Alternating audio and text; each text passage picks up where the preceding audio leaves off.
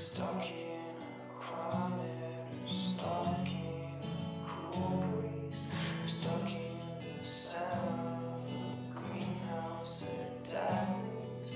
The road pulled us back, yeah. I guess that I always plan to see it through.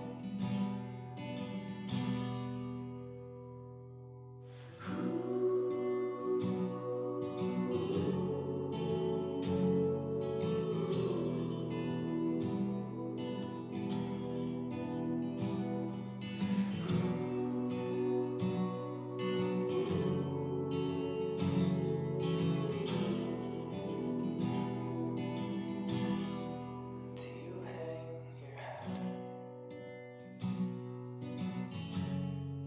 you think about home? Does it warm up your sheets and you're feeling alone? You were a bird, but I clipped your wings. That was a cage. You would sing.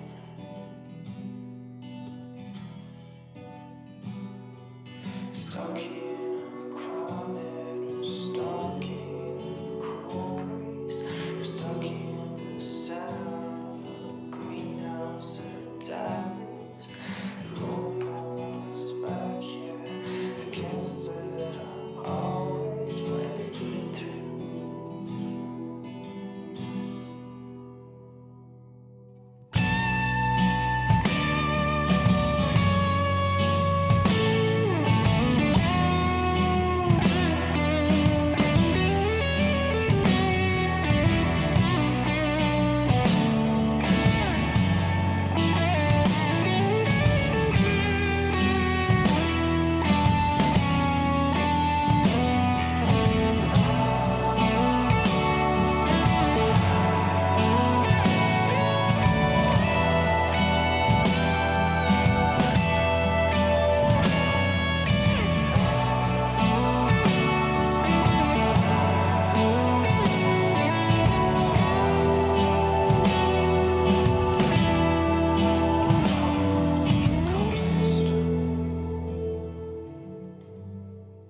Set in the west, would you meet me there? And I'll clear out my head, and I'll clear out my head.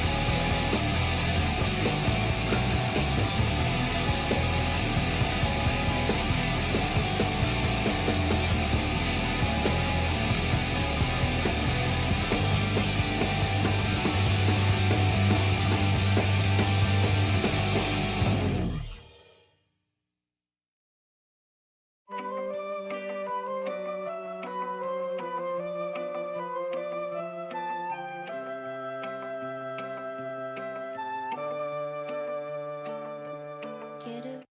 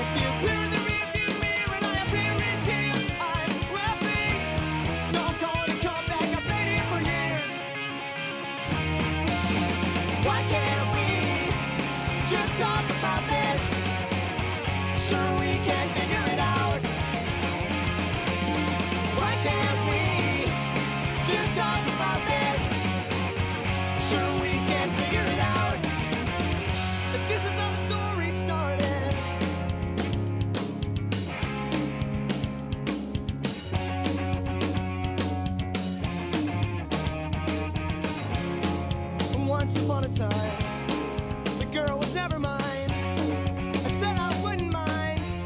Never said I wouldn't lie. Once upon a time. Oh, never mind. Tell me, why can't we just talk about this? Yeah!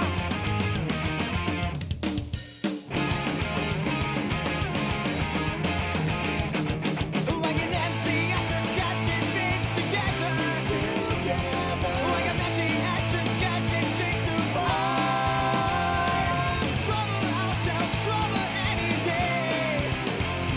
Just like Eddie used to say, she broke away. She broke away.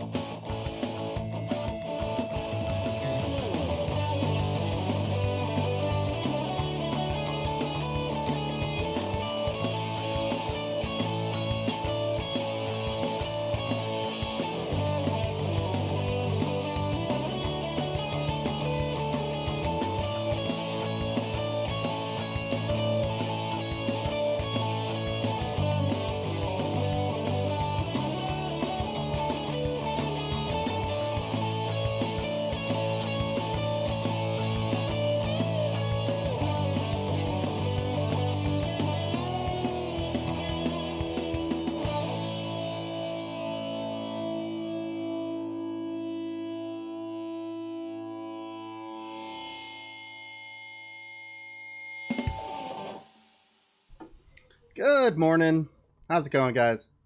Man, I adjust the brightness on here, and then I start up, and it's already different. At least we're not fighting a green screen anymore, for the moment. For the time being. Hello, hello, Dankness. Good to see you. Lurkers, good to have you. Regulars that'll slowly come filing in. Single file line, please. No crowding. Don't worry, there's enough space for all of you. It's good to have you. What the hell? Sorry, I just saw something kind of funny. All right. How is everybody doing today? So, quick little house cleaning. I know I've had a lot of trouble streaming both days on the weekend for the past while, which is why came to the decision that doing 4 streams in a row is really difficult for me and my mental health. Therefore, I'll start taking Sundays off. Starting this week. It's like Saturday's the better day. Sunday exists. But that means the covering Sunday talk shows and all that will happen on Monday.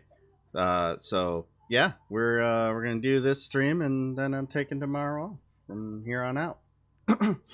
so that we can help heal my poor brain, and so I can help out more with the crazy child, who you'll hear in the background because, of course, it's a weekend. Glam is here, and we're going to be doing that henceforth from now to the end of time. Man, a lot more Twitter news has come out, and whoa, holy shit, guys! Did you know that sea turtles could get this fucking big? 871-pound sea turtle just sitting on the ocean floor, chilling, just being a big boy, being like, whatever, man. Don't worry about me. I'm just trying to find some fish to feed my giant fat ass. And if you're not careful, I'm gonna eat you, you sea divers too. Look at that, babe. Look how big that fucking thing is. It's a huge ass sea turtle. Largest ever recorded. 871 pounds. Can't believe that that's a thing. You knew that was a thing, Dankness? Lee, good to see you.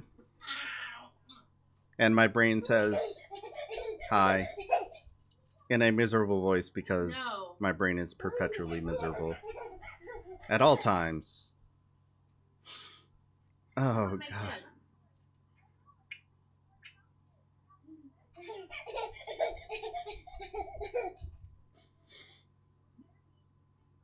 Well, we're going to be piling this in.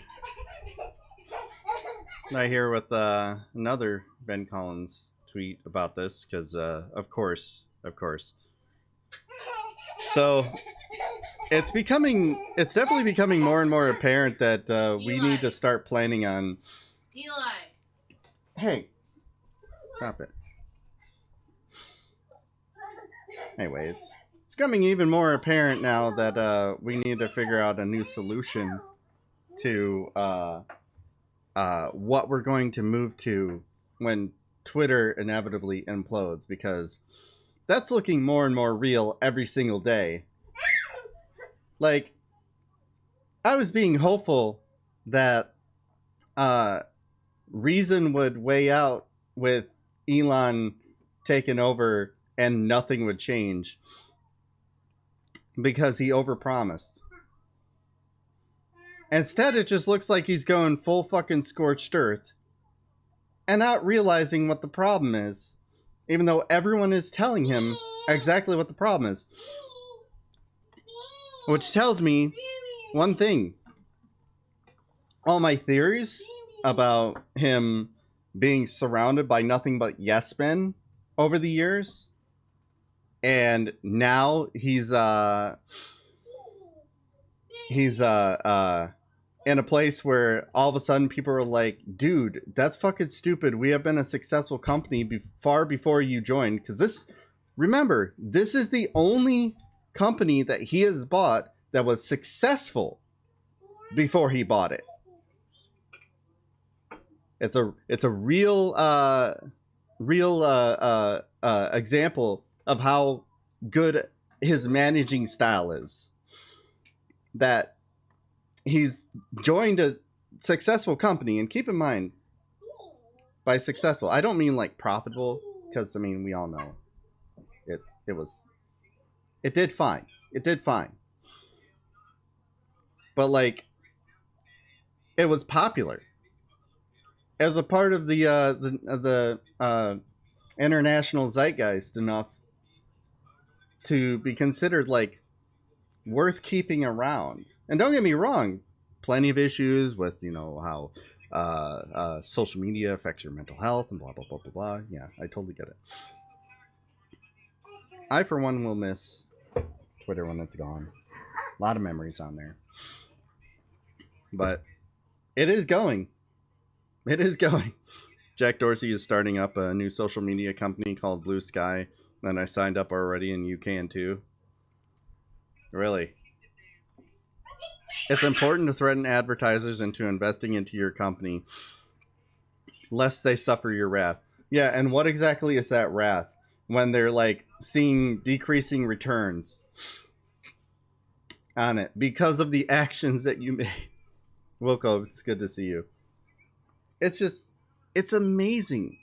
It's amazing how deluded this man is. All the theories I previously had about how, like, Elon is just surrounds himself by yes men.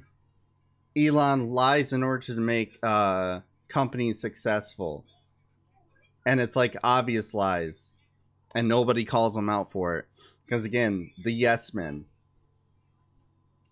Elon's management style is dog shit, and he doesn't know actually what the fuck he's doing. He's just a guy who bitches and whines until he gets what he wants, which might work for a company that's just starting out, because the amount of knowledge base that can come out of like such a company is very limited because of its size.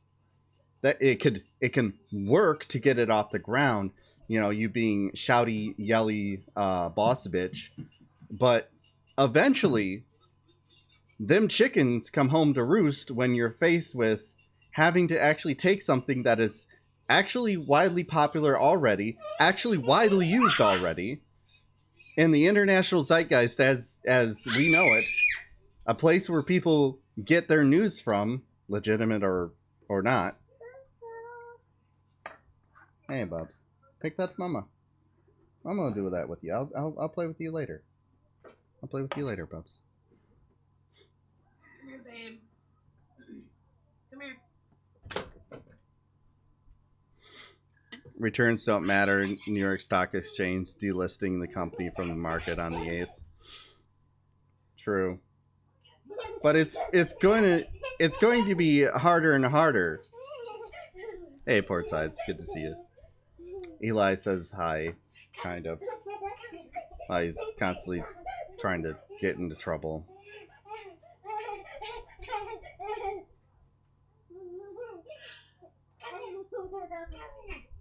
Anyways.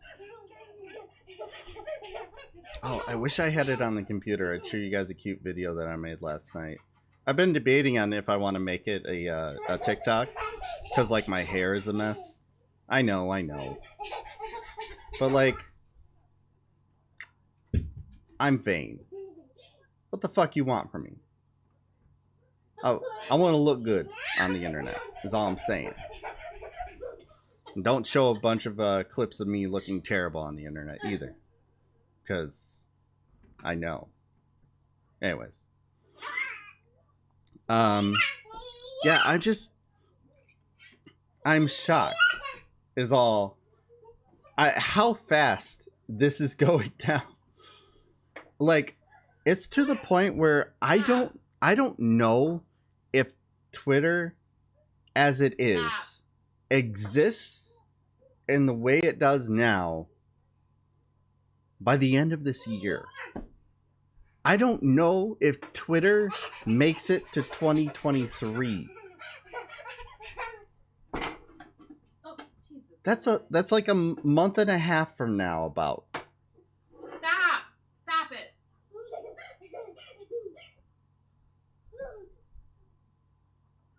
Hey, you listening to mommy? Speaking of, what do we got? Come here. Come here. Removes days of rest from Twitter employees' calendars. Oh yeah, we covered that. We covered that yesterday. Well, some version of it where we talked about how he's forcing them to work 84-hour weeks. Like I said, that's something that can, and it depends on your definition of work. Oh shit, we have appointments with Mary today. Do we? Yeah, they called on Thursday. I think it's at.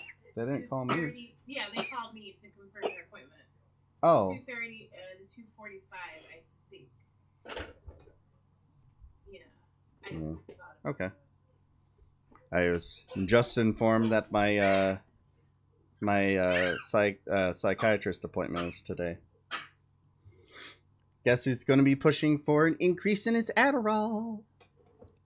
If you guessed Big Daddy, you'd be correct. Anyways. So, yeah. This is this is something that could work for a company that's just starting up, because you can get people like motivated and be like, oh, don't you want to hit the opening deadline? We'll get a strong start and build up momentum, all the lies that, not for baby. successful business owners tell their exploited crew.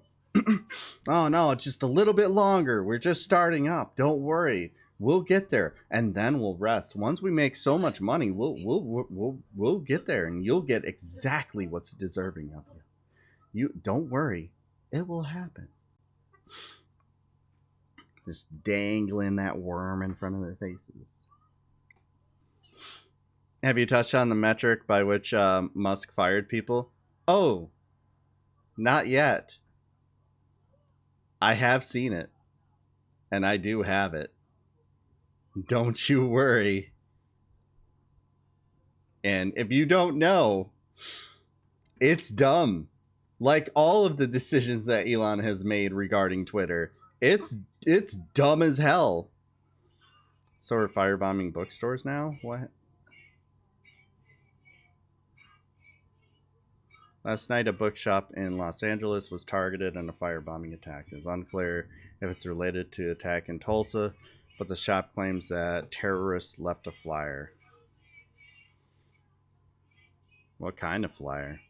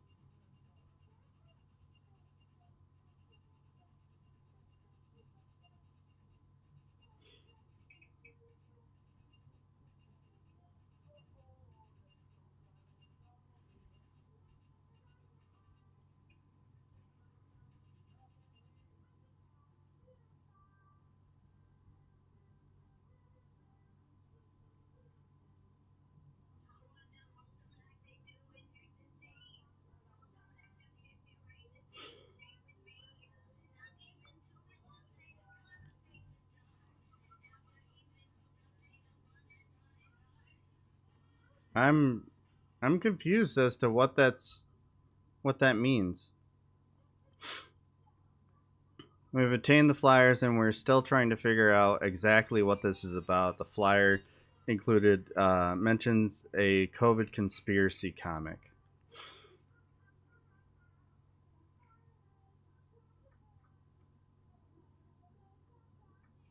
Lately, Twitch is being milked. I just sat through 8 commercials before I got back to you. Can somebody gift a sub to Lee? Or, Lee if you got the money. If not, I understand. We need to fight commercialism by funding me in half of Twitch. Because remember, of the $4.99 that you pay for a sub, I only see $2.49 of it. Yay! But at the very least, you'll be protected from ads. What does the red hand of Ulster have to do with anything? I don't know. This is so weird. Like, I was trying to read the story on here, and it's hard to read. Big whoop, wanna fight about it? Portside's gifted a tier 1 There we go. sub to Lee Spamner. They have given 2 gift subs in the channel. Lee, reload the channel, and you should be free from ads. Portside, thank you for gifting a sub to Lee. I appreciate that. It's amazing what happens when you start streaming consistently. Your numbers get better. Wanna fight about it? Lord Freiter has gifted a tier 1 sub to Wilco93. And of They course, have given 375 gift subs in the channel. personal financier Lord Vertus, thank you for gifting a sub to Wilco. Wilco, enjoy that. Eli. I know you got the money. I'm just kidding. I don't actually know how your finances are. Life could be like, you know, life's kicking everyone's ass.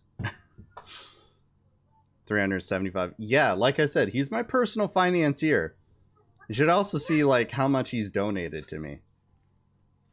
When I say he's my personal financier, I mean that I am being funded indirectly by the French government via Lord Vertus. I'm broke actually for the next 3 months. Yeah, I figured it was something like that. Like I was pretty much joking. Like everybody's fucking struggling. We still have no idea when she's gonna get paid for her short-term disability, and we're just sitting here hoping and praying that the companies that we owe money to understand so that I can continue to stream. Like, you know, the things like the internet or the power company. Oh, that's the power company's been resolved. Oh, yeah? Yeah, we're Okay. on that plan. Okay. Yeah. That was again financed by Lord Fatus. Yeah. He paid our power bill. I'm sharing what little I have. I can tell it's not much. I mean, it's a lot. It's a lot to give Stop. to someone like me. Like, Stop. so Stop. don't ever think that you're unappreciated. I'm not good at showing that. So usually I just turn it into a joke and just know that we are very appreciative. And the person who has the more appropriate emotional response to it is Glam. I almost should get a video of her and be like, that's how I feel on the inside. Because I've never been good at that. Did you poop? It could be me farting. But, you know, because I'm things I don't want to mention on stream. Peeling back the veil that I'm a very gassy human being and often wake up with debilitating gas that hurts my Get out of there. stomach to the point where I can't stand up straight. And today is one of those days. Now, watch as my viewers drop. Stop. Leave it alone. Just like, you know, you guys have no idea, but I am constantly farting. Constant. I don't expect you to kiss my ass for it. I do it because you're doing good reporting and your presence on the platform is a net positive. I'm glad. Aw, It- that's so sweet. See, like I said, she can respond how a normal human being would. But I appreciate it. Well, turn your disability into your power. There are many freaks who would love that. Yeah. So, in other words, I need to start an OnlyFans for farting. But if I do that, in order to be more profitable, I'll have to get like a Brazilian butt lift because after years of a more sedentary work and lifestyle, I unfortunately have no ass. Glam can confirm. When she first met me, I had an ass. It's because I was lifting truck tires and shit all day. And my back wasn't as bad. Squat more? Yeah. That'd be nice. I'm actually going to I actually plan on doing a points thing where I am going to do some working out.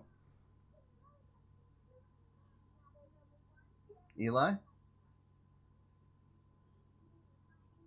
What are you doing in the closet?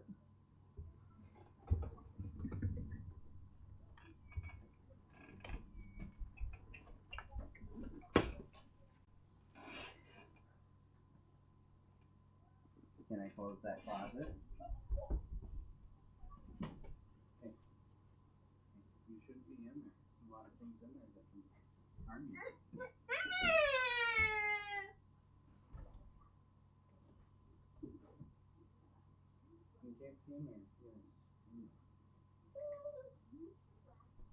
You taking me back to the computer? Don't worry, we'll spend some time together. Anyways. But, like, I don't know if squatting is going to be on there. I doubt it. If I do, it might be, like, some form of wall squat. My new therapist has told me that he wants me to exercise more.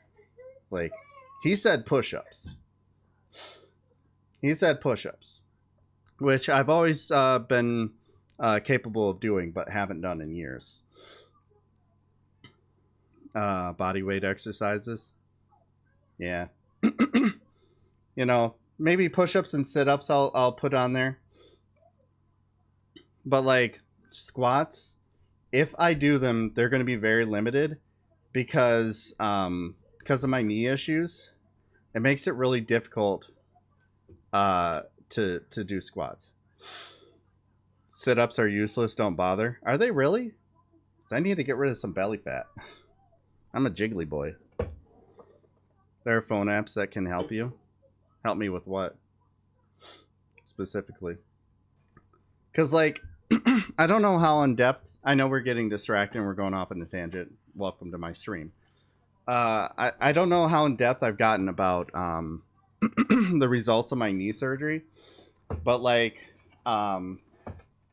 this leg that I had surgery on, this point, I lose, like, the majority of my strength in this one leg. So essentially, when I stand up, I start by using both legs, and then I have to switch to entirely doing my right leg for a portion of it until I can get my left leg straight, where I have strength. What are you doing with all these energy drinks?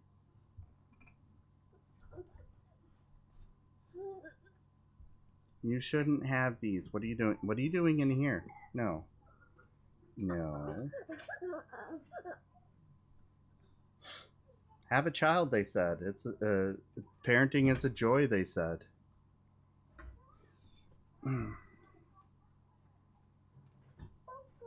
Okay. Okay. I have your energy drinks, by the way.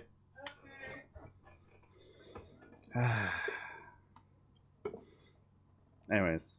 Also, you can't use your belly with sit-ups. The body doesn't work like that. I don't know. I don't remember that stuff. It's been a long time. But, yeah. So, it's squats are difficult. Though I know that they're good for you. Like, I used to be able to do them. Before my knee surgery, I did them all the time. I never liked them, but I did them. People generally need 3 straight months of new exercise for you see results. Yeah. Stop screaming. But like squats hurt. You do better than losing weight entirely or doing deadlifts to tighten your core. Come on, let's change that booty. I mean, Come here. why do you have to scream about it? I know, right? It always has me on edge. Come here. Like, another thing that I'm working on with my therapist. But yeah, he's recommending that I do more workout stuff. Come here. Why is that? Come here. I would like it to be known that for some reason Automod Come here. picked up port sides for the phrase "I fucked my."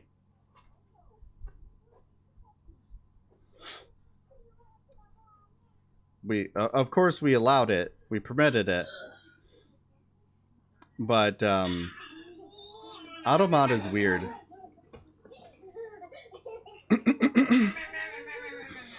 Hey, I didn't program it that way.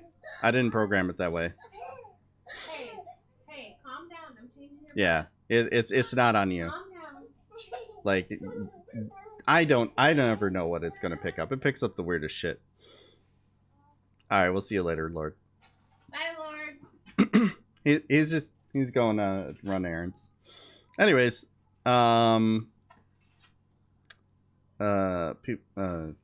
where were we? With exercise, things like 30 days challenge will provide a daily routine with slowly increasing reps.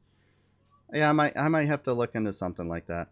We bought a bunch of workout stuff that we never use. We don't have like a bench or anything, but we do have like kettlebells, and I think we still have some uh, some little what do you call them? Is it barbells? It's been so fucking long, I can't remember.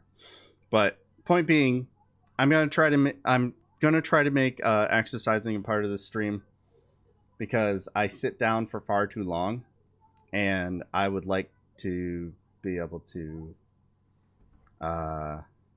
We recently sold our Peloton / clothes hanger. My buddy Fernando, who comes by every now and then, he is he's all about the Peloton. I want an exercise bike because I feel like I would actually use it. Last time we had one, I didn't so much, and also space is limited, so that becomes a problem. But we'll figure it out. Thing was shockingly quiet. That's what I hear. I hear it's pretty legit that way. Anyways, we should probably get back to what this stream is actually about. Hang on.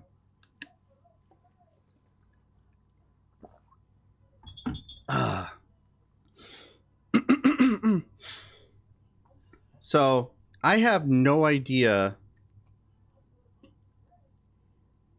We're gonna go ahead with the plan with the burner, because like there's parts of this that makes it sound like it's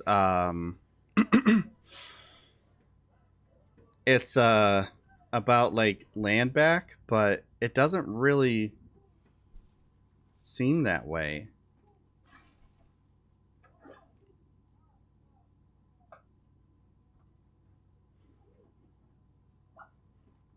So yeah, weirdly referencing a dictator from DRC who was supported by the USA and Belgium. Most of this points to like anti-colonial message, but the dictator was a neo-colonial thing, so it doesn't fit. Yeah.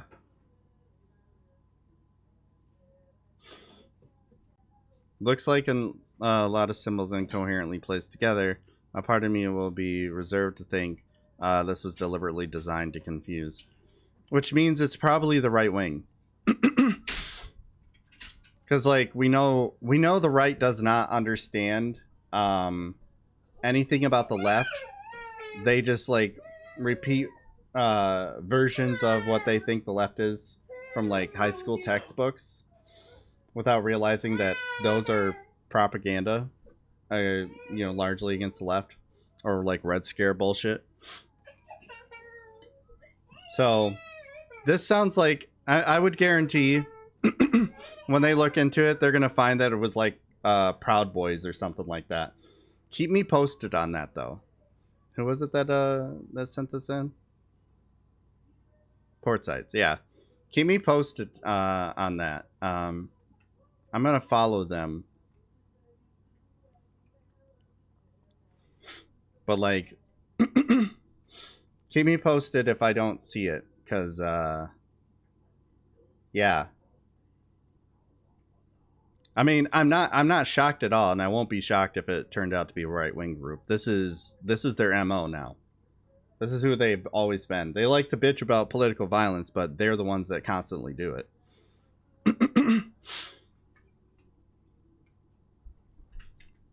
Is she really? Oh, she didn't say anything. She didn't say anything in Discord, unless I missed it, which is a possibility because of brain dead. But Yeah, I'll make sure to send everybody to Doodles. Don't let me forget, Azazel. Good to have you here. Anyways, back to talking about Twitter.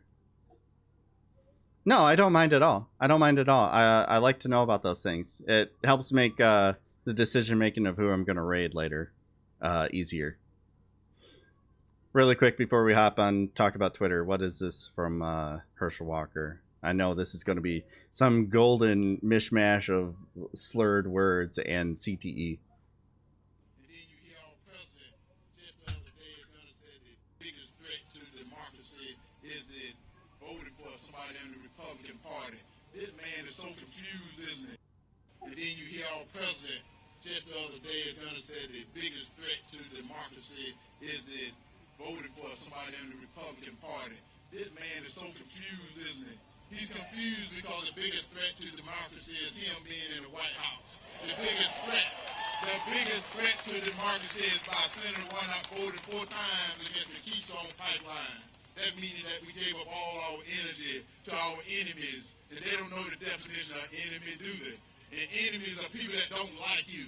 That's what the Can't help but notice that line about Keystone did not land and quickly quieted the crowd because everyone fucking knows that the only reason the Keystone XL pipeline was not built was because companies found it too expensive and they wouldn't make enough money from it.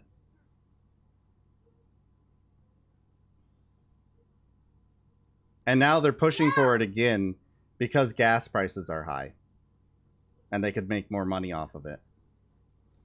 Hey Enzo, good to see you. So Herschel Walker not reading the room at all, just continuing to be like Keystone XL. Like, first of all, you're in Georgia, dude. And last I checked, Keystone XL pipeline was not going through fucking Georgia. It was going through North Dakota and then through Texas to, remember, ship that tar sands oil out of this country because the purpose of the Keystone XL pipeline was to sell more abroad, not to the US. This isn't our energy. This isn't our oil.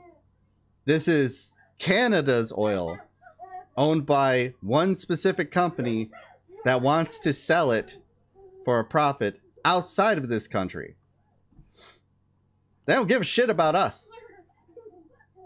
Keystone XL ain't dropping gas prices. You know what would, though? Actual fucking consumer protections. Regulation. Why are you doing this? Caps on prices. Taxes.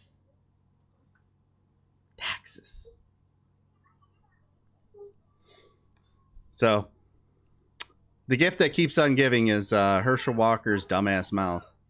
definition, but they don't even know the definition of a woman. They still discussing that. And I know the definition of a woman because it's written in my Bible. That got the crowd back on his side by being like, out of nowhere, the transphobia. Like, oh, Keystone XL ain't landing? Okay, I know what a woman is. It's the one with the vagina. It's the one that I can tell needs to get an abortion. That's what a woman is. Woman is what I beat the shit out of that made my son scared of me. And not even support me for Congress and say that people shouldn't vote for me.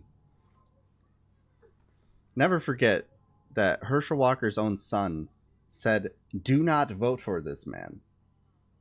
Herschel Walker's son is also not some lib, but a fucking right-wing shill in the making.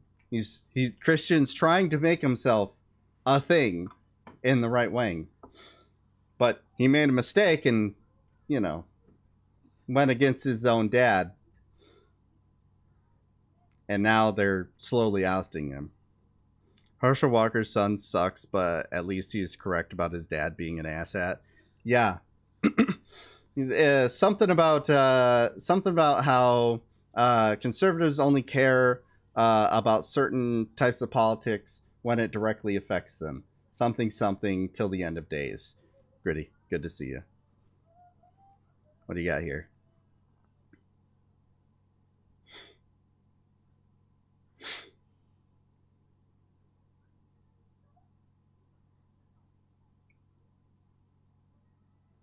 Oh, I love this guy. You know, I think you should save that because with compounding interest in like 30, 40 years, it could be worth a lot of money. I really love that beach. I love the memories we've had there. And you know what? When you're old and you have kids, you'll take them there too. And it'll be the same. The beach will be fine. What an interesting year 2060 will be. It'll be normal and good. I'm telling you, work hard now, focus on your job, and then when you're old, you can retire, relax, and travel the world. And one day you could be president because there will be a president in the future and not a corporation that controls all the sources of drinkable water on the earth. True. Yeah, that guy's a fucking king. He's a king among men. I love that guy. Number of really good TikTokers. He's one of them. Anyways, so Herschel Walker just, you know, the only lines that got any claps were, you know, the transphobia, and how did he start it again? I can't remember. Oh, bashing Biden, trying to say that he's a danger to democracy, actually, because, you know, he didn't support the fact that Trump lied about winning an election and it caused people to believe that without proof that he actually won. Yeah. Do you know, when I think of threats to democracy, I tend to think that the person who says that the majority of the votes were fake tries to encourage Georgia to give him exactly the number of votes that he lost by. Just make them up. The guy... Yeah, I know. I was just... You gotta be watching. By the way, I have your energy drink still. Why didn't you say anything? About that? 'Cause I'm busy.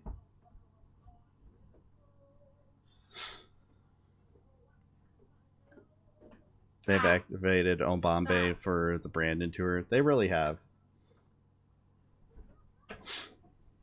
But, like... Stop. You know, the real threat to democracy isn't the people who actively try to make up electors to pretend like they won so they would have enough time to find out, to find evidence that they won, actually, only to never find it. The people who slowed down the reporting of the election. Eli, don't. No. No.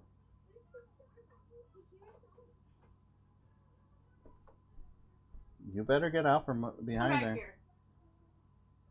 Mama's gonna... Come on. Come on.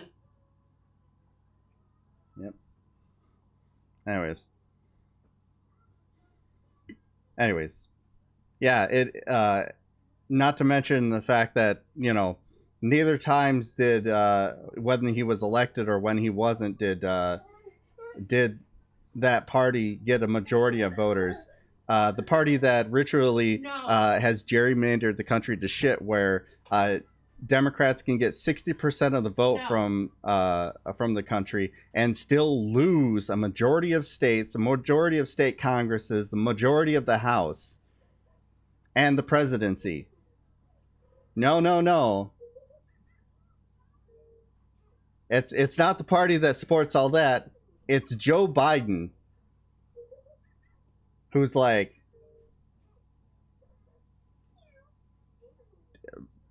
for all his faults, we elected him. The majority of the country was like, yeah, this guy, I guess.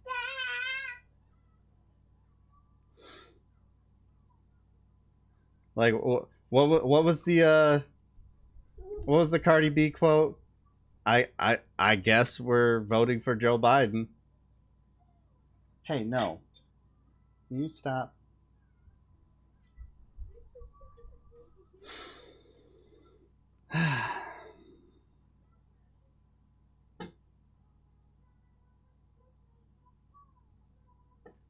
Anyways. Yeah. I'm always amazed that that's the tack they go. It seems like the Republican tact ever since January 6th has been, you know, no, you are.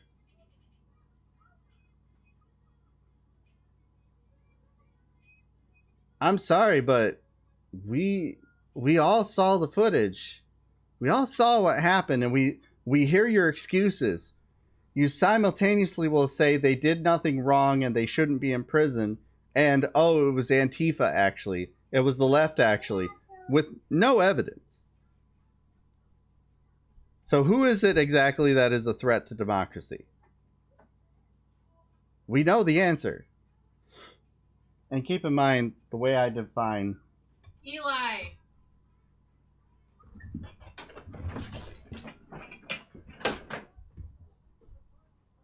Come here. That was not a game.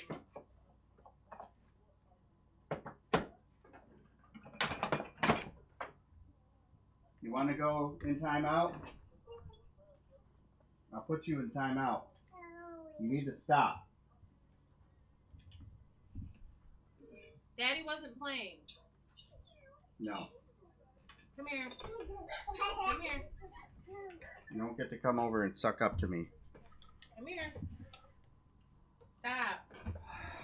I'm gonna put you in timeout. Eli, no. This is why he isn't here on the weekdays anymore. This is why. Because he's getting worse. Come here. He's getting worse. Stop. Anyways, if I could finish a thought, we would be on to the news stories now. Come here. We used to have a dog, but he fell into her. Come here. He fell into her at the couch and she scratched his face. Like, you might notice the scars on his face. It's from that. So we took her back to the Humane Society. We're talking about getting another one soon, but need money. We don't have that. Yeah. Nor can we consistently get money, which simultaneously costs you more money. No.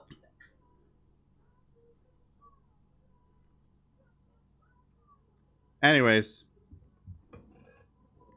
let's just go ahead and skip all this to Twitter. You guys get it. You guys get what I'm trying to say. Actually, let's check on Pennsylvania first. Apparently, conservatives are mad about this John Fetterman ad. So,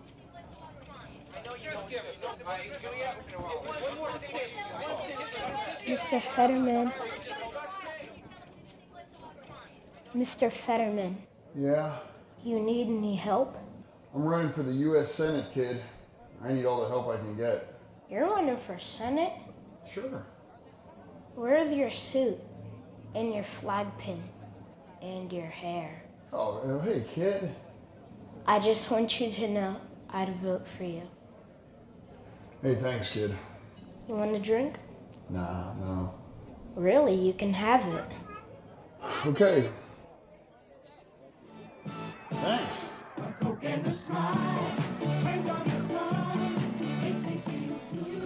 See you around. You're so smart.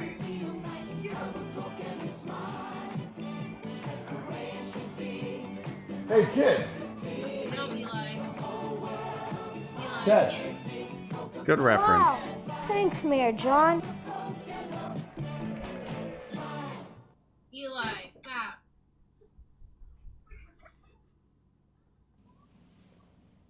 What's a jagoff? I'll tell you when you're older. Nicely done. Nicely done. OG ad.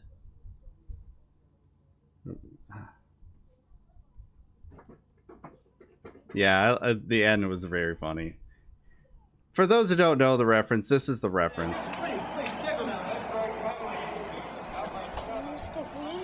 I love how it's a joke about his stroke too, and how stupid people have been about it. Mr. Green? Yeah.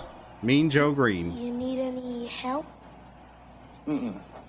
I just want you to know, I think No, you're the Eli. best ever. Yeah, sure. Want my Coke? It's okay, you can have it. No. Really, you can have it. Okay. Everything down to the acting is like dead on. See you around. Hey, kid.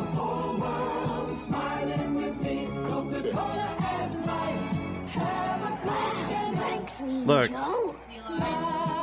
I'm gonna call bullshit on both of those, because if you downed a bottle of Coke like that, the first words out of your mouth would not come out like clearly, because it would just be like one giant massive burp. Come here. Like, he would turn and be like, "Hey kid."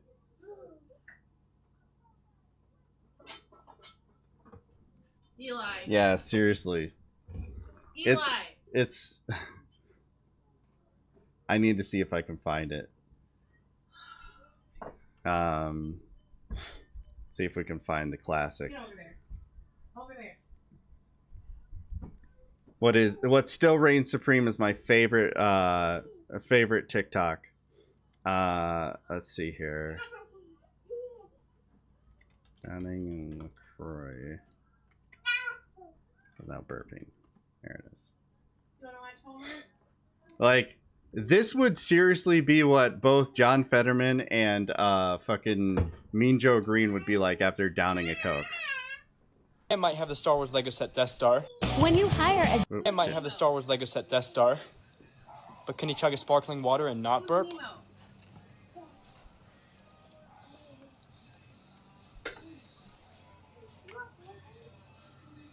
Oh my gosh.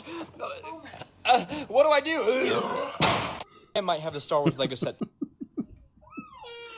Always my favorite until the end of time. That would be both of them in reality. Just like halfway through the bottle, just what do I do? I hope he doesn't have to go to the toilet pretty quickly. Eli. Yeah. Eli. All right. So, apparently this pissed off conservatives because, you know, only they can make old references. Stupid fart face doesn't know that burping is the best part. Debatable. Very debatable. I find it incredibly uncomfortable. As a gaseously challenged individual, I don't Eli, find come burping or farting fun anymore. Eli, come I here. find other people's gas funny, but my own stopped being funny years ago. Years ago. Didn't Trump hold a rally in PA recently? I think so. Eli. He did something for Dr. Oz. Speaking of Dr. Oz, let's check and see how he's doing. He's running a bunch of ads during the World Series. So let's check and see how this is going. Together we'll stand up to extremism on both sides and bring balance to Washington. I'm Dr. Oz. I approve this message. Oz is a piece of in my opinion. Together we'll...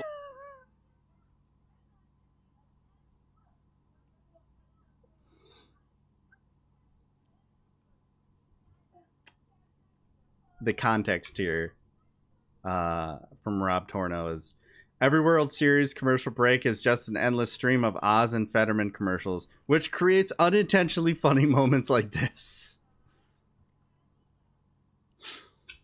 I love it. Elon.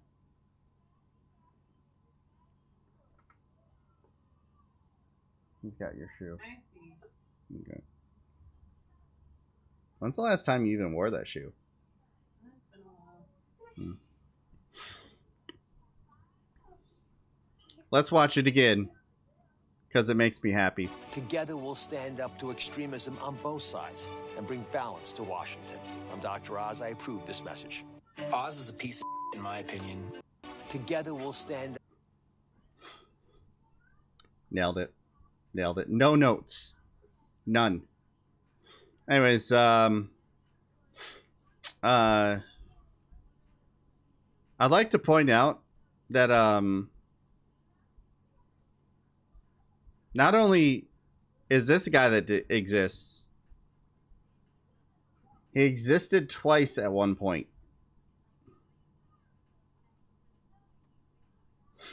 How do you as a parent notice that your name is embarrassing and then go, I got an idea. I'm going to name my kid the exact same thing.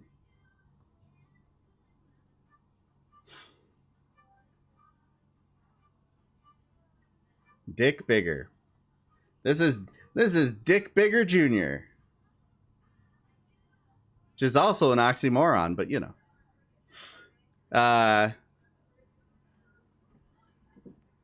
And apparently, let's see here. Not only was Dick Bigger's father also named Dick Bigger, his mother's name was Dixie Bigger.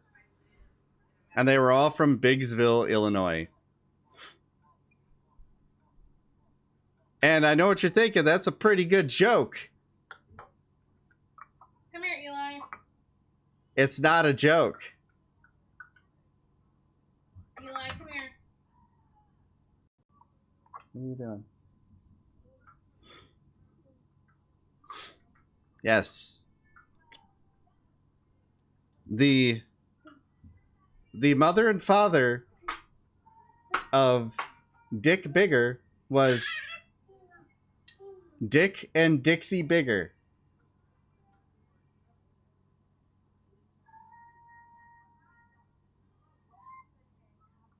I just want you to soak that in. This ain't Photoshop here. Man comes with receipts.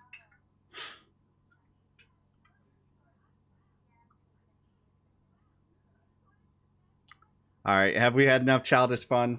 Let's have some more childish fun, but this time regarding Twitter. How's Twitter doing? Let's see here. From Ben Collins.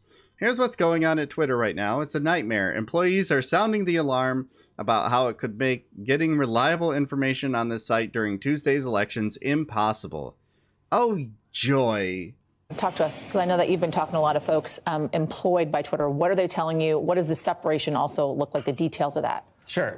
So the most important thing that Twitter employees want to stress is that the company is a nightmare right now. Yeah. And you cannot work there. And the website is built on sticks, and it might fall apart. So how is it cards? If it falls apart by Tuesday, we're in trouble in terms of getting election information out there. The other thing they're warning to me about, by the way, to regular people, like, you know, this is the thing. These people have lost their jobs, and this is what they're worried about right now. On Tuesday, on Monday, let's start on Monday. On Monday, anybody can maybe buy a verification badge, right? Verified check. Right. Yeah. You could go and pose as anybody, an election official, a public figure, whatever. And they've cut the moderation staff so severely that there's no way they're going to catch up in time to these lies. Wow. So using Twitter as a trustworthy source of information on Tuesday is going to be a nightmare. That's what people inside of Twitter, or people who just got laid off, some people who are still there, are warning about, because they go and talk to Elon, who is deeply out of his depth, objectively. And they don't know what's going to happen next week during the United States elections. So who is the person, what is the entity that helps identify that Twitter will no longer be a viable source that we have looked to for so long going forward? Because we are in the age of misinformation. I mean, the timing could not be worse for all this stuff. The entity is us. We're going to learn the hard way on Tuesday if he does this by Monday. And he wants to. He says he wants to ship this product by Monday. This is a way to get $8 out of lots of users. We're going to see what happens. I don't mean to sound the alarm quite so severely here, but this could be really bad. Homer. Homer.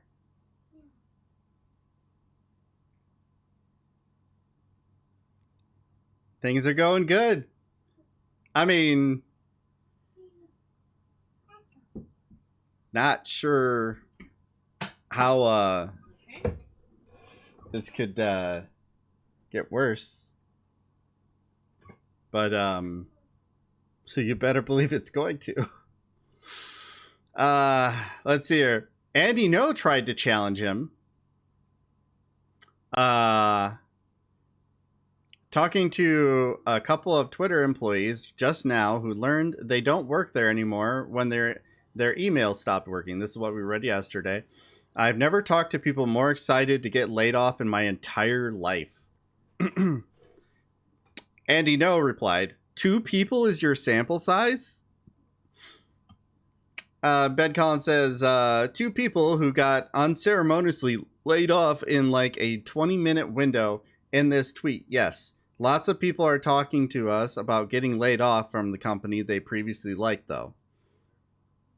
Wait, why am I responding to Andy No?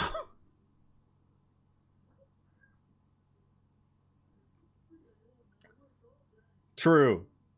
True. Once again, no notes. No notes. Except for, realize this sooner, but no notes. Why are you replying to Andy No? Oh, that guy that said he was assaulted with a milkshake with concrete in it? Yeah, the guy who just makes shit up so that left-wing people can get attacked by the Proud Boys and Patriot Prayer? Yeah, that guy. That guy who's a threat to our community and makes kill lists for Atomwaffen. Mm-hmm. Sorry, I just need it more on this side because I'm getting like a shadow. It's like dark out. We're in a wind advisory here. It's very weird. I'm sure it has nothing to do with the unseasonably warm temperatures that we are getting right now. It's November 5th and it's 65 degrees. A few days ago, it got up to 74 in Michigan. We're fine. It's okay. We're fine. I'm sure these extreme weather events are just a freak accident upon a freak accident upon a freak accident upon a freak accident upon a freak accident. It's just what are trends? What are trends? No idea. But yeah. Exactly, Devil. Andy No notes. And like I said earlier, Andy No is a threat to our community and provides kill lists for Atomwaffen. Never forget. Anyways, and more, things are going very good at Twitter, actually. No, don't look at the news. No, don't look at all the fact checks of me, because I'll just change the site to make it seem like that's not actually the case, because now that I own it, I can make it my own personal beacon to broadcast anything that is nice to Elon. Gonna be fucking 81 here today in North Carolina. Not normal. It's fine. Don't believe the hype. It's fine.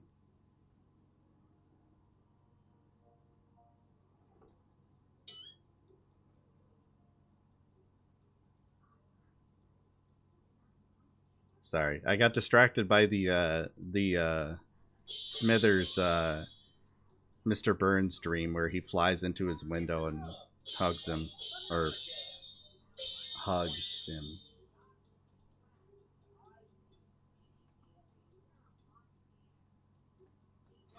Anyways.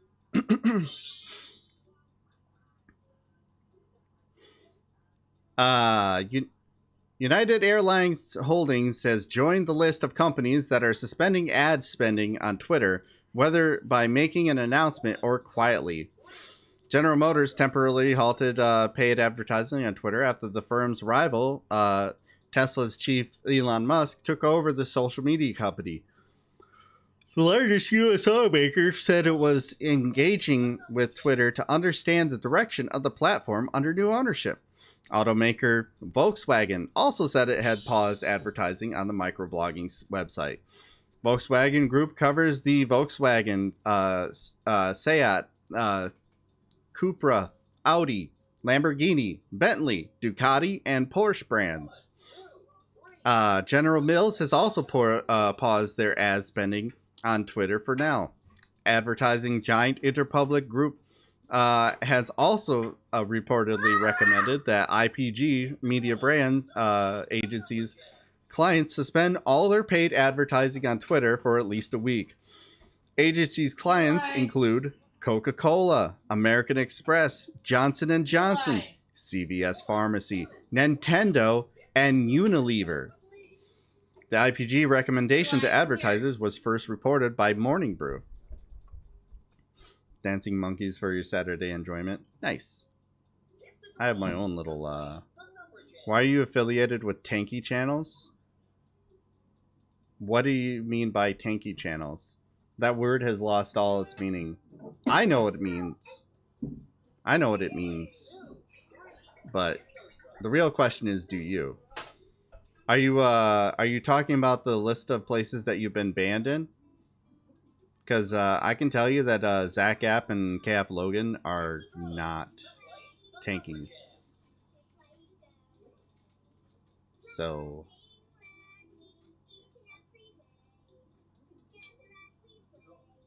do you know what the word tankies means?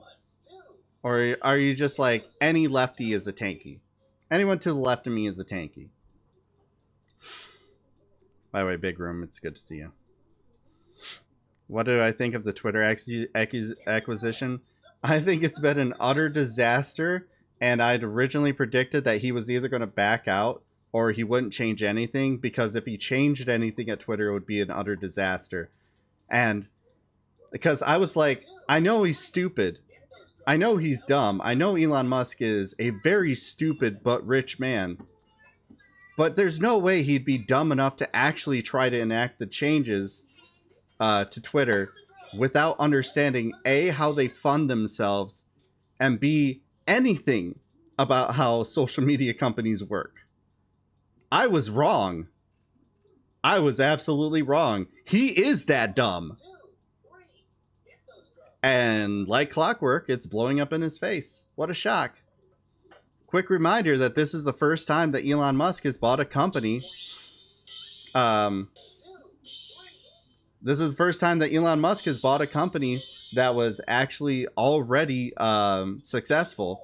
And we're seeing that his managing style is bullshit. The $8 thing is based. It might work. What do you mean work? What do you mean work? Eli! Work to do what exactly? Yeah, you never did answer that question, but I'm guessing I know. It's going to reduce dependence on advertisers. When a whopping no one pays for it, and the people who should actually be verified because, you know, they have some level of credence or stature, leave the platform and don't pay it because they're like, this is fucking stupid, and literally anyone with $8 can pay to be verified, pretend to be someone else, and then just have nothing but misinformation on the site. What do you mean by work? Tanky, people who have a leftist agenda and like banning people who disagree with it. Ah, damn it. Did you have money Now, in PayPal? huh? Did you have money in PayPal? Uh-huh. Oh, I just spent it. Oh, it wasn't that much. So, I'm not sure how that's going to work out. Eli, no. No, what? Stop. Go. Anyways. Tanky, people who have a leftist agenda and like banning people they disagree with. Yeah, that's the definition of tanky. And not somebody that believes in like authoritarian regimes and like to cop for Stalin and Mao endlessly while not taking any critiques seriously and pretending to be anti-imperialist while being very, very imperialist. No. That couldn't be what tanky means, or can't be what it has classically meant. No. It's when people ban me for being an idiot in chat. Because I am owed a platform. Because I am Big Dick Johnson and everyone has to listen to me. I have a megaphone and I am owed it.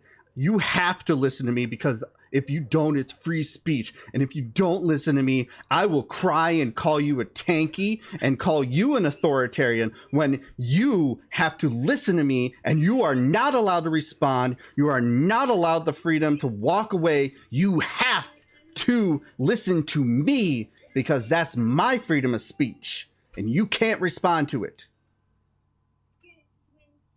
That's clearly what a tanky is. Fascists, people who have right-wing agenda and like banning people they disagree with.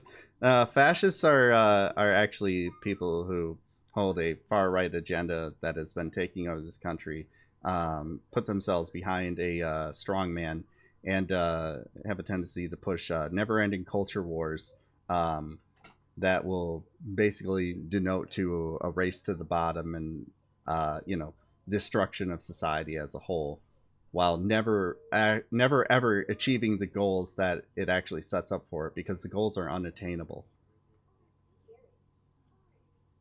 It's a uber nationalist belief system.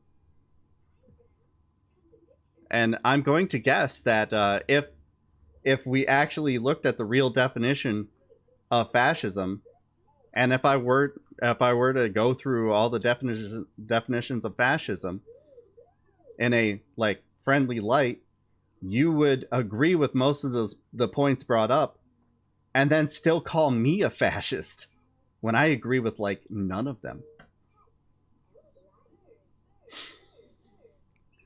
$8 equals $30 million per year.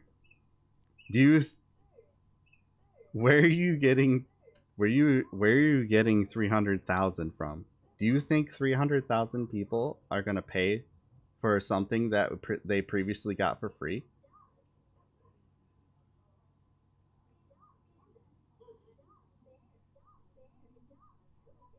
Dude, Twitter is disintegrating.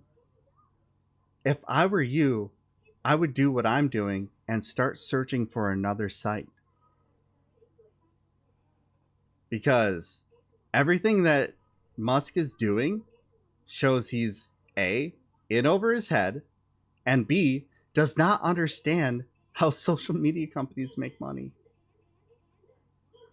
I didn't even use Twitter before. I'm still not going to use it.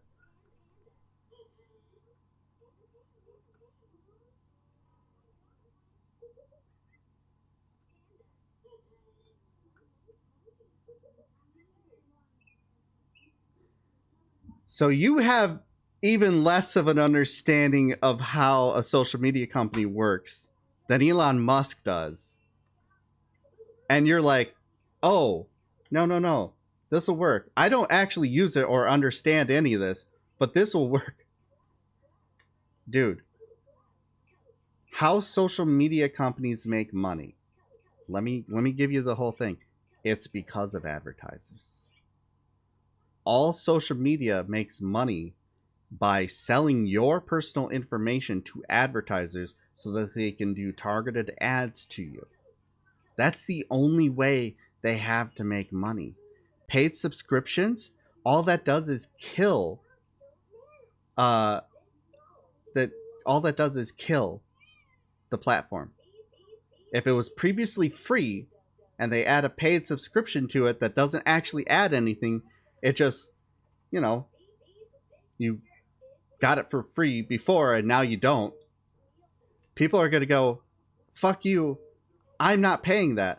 Not to mention, the thing about verification was it was exclusive to very specific people.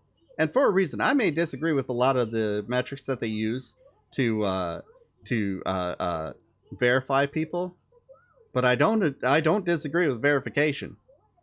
Now any jack off with $8 can get a fucking subscription or get a verification check mark.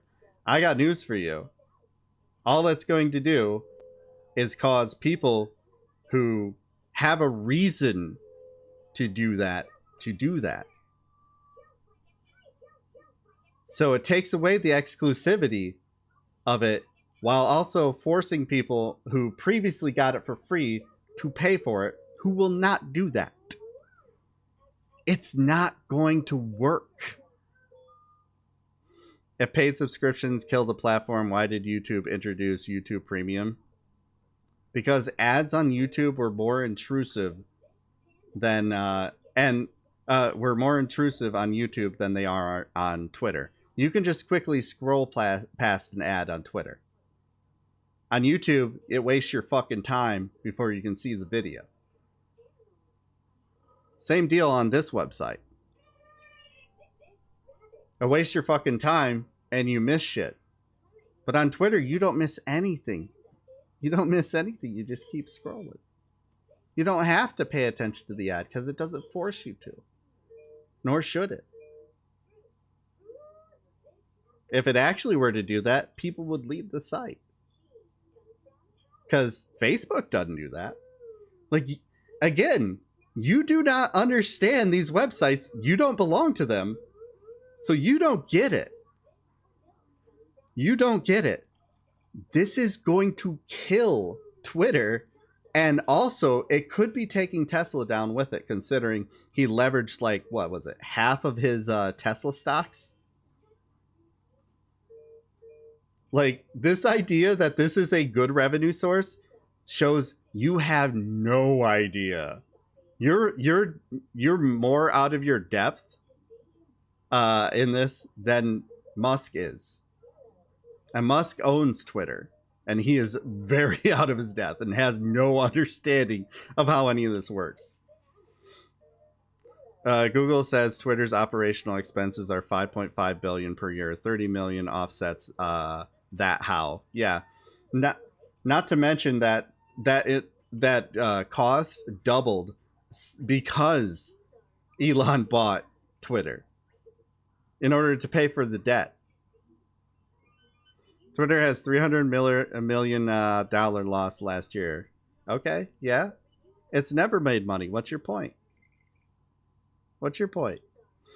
Elon wants to make blue checks a $8 per month and also increase the number of blue checks on Twitter. It's a good business strategy, in my opinion, if it works. Our only disagreement here is that you think it won't work. I think it will. Yeah, and you're basing that based off of not understanding how any of this works. Like, you're essentially like commenting on if a car maker starts charging a subscription fee for like heat or AC in a car, and you're like, that's a great revenue stream. Instead of, hey, people are going to get a car that doesn't fucking do that because that's fucking dumb. That's what's going to happen. People are going to go, fuck this. All it does is make the verified account mean you had $8 to spend. That's it. It takes away the meaning of it. I'm literally a software developer. I am working on my own. That doesn't mean you understand any of this. Being a software developer doesn't mean jack shit. If you clearly don't understand how social media companies make their money, then you're lost, bud. You're lost.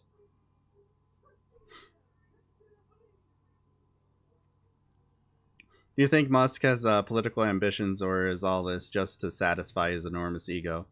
Both, but more the latter. More the latter. Like, Shank, I gotta tell you, like, as much as you pretend you're an expert on this, you have no fucking clue, dude. You have no clue. Why do you think advertisers are pulling out of Twitter?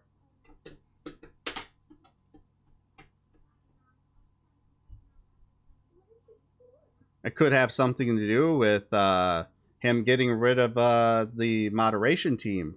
Could have something to do with him getting rid of the financial advisor quitting on day one because he's like, this guy is fucking insane.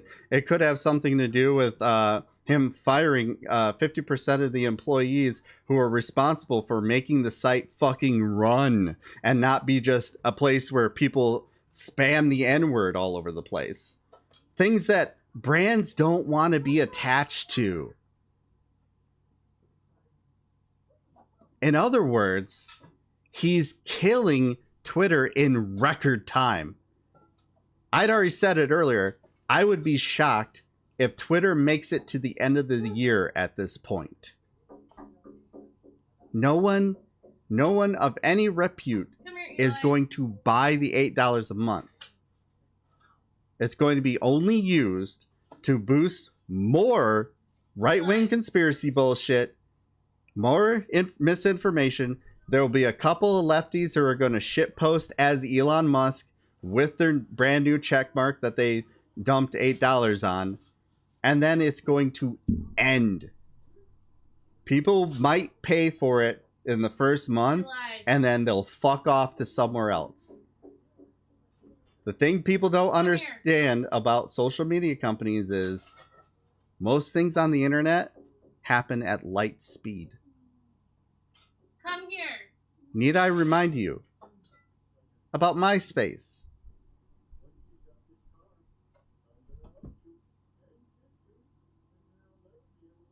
Facebook doesn't charge.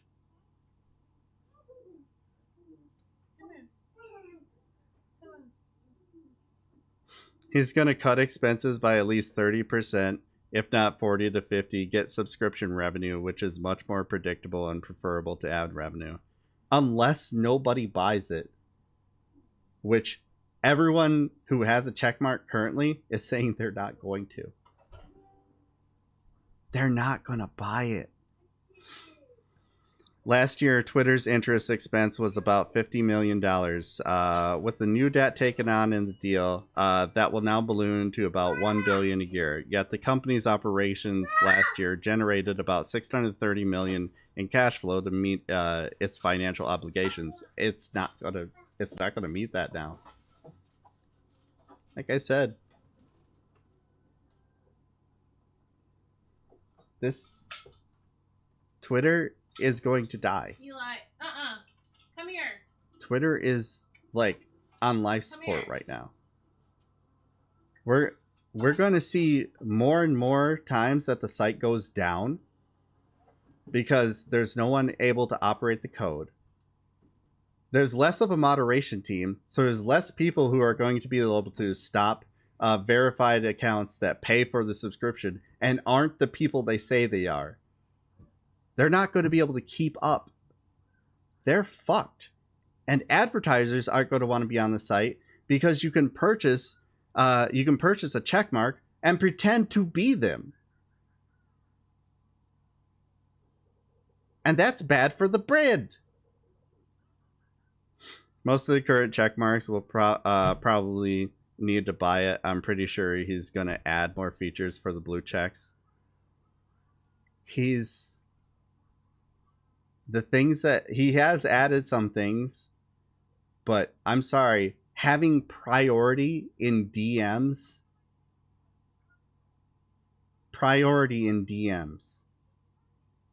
Yeah, I'm totally sure that that's going to keep them around.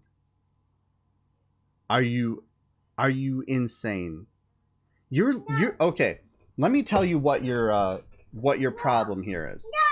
And this is a problem with a lot of engineers. And I know this, my brother's an engineer, and he bashes on engineers all the time because they don't understand how human beings work. Okay? I understand how human beings work. Let's say for over a decade, you're getting a service for free. And with that, when you gained some prominence on that website, you became a journalist or something like that, someone that people trusted. You got the little check mark, which provided you added protections previously not afforded to other people, including people knowing that it's actually you posting as that person. All of a sudden, some idiot comes along, buys the company, gets rid of the things that protected you, and says, anyone can be this for $8. And if you want to keep your check mark, you have to pay this $8. What is your response? Now, at this point, your prominence has moved on to other avenues. So if you left for another website, your prominence would follow you. Eli! Especially if the people follow you. Or, you know, you're heading where the people are. Come here.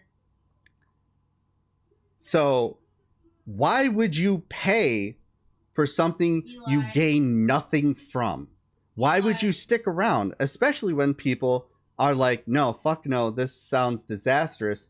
This site was unsafe for marginalized people before. It's more unsafe now. I'm fucking leaving. Why would you have such diminished returns and go, I'm going to pay this $8 a month? Why would you do that?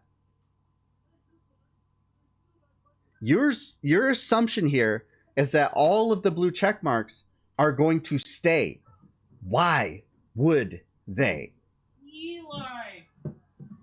Why would they? Give me one reason why these people would stay on this website when the returns are diminishing. The producers are getting value from Twitter, like news people. But you're basing that on how things are now. You're basing that on how things have been. Eli, not on how things will likely be. Napster. Napster. Come here. Do you know what Napster is?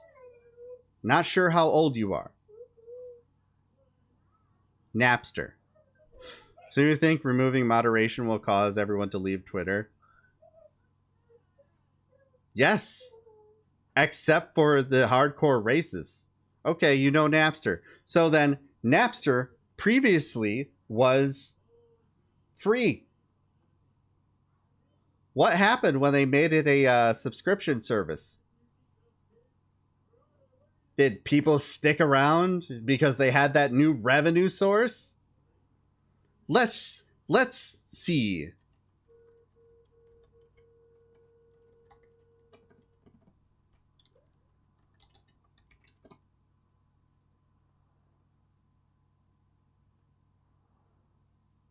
Barely exists.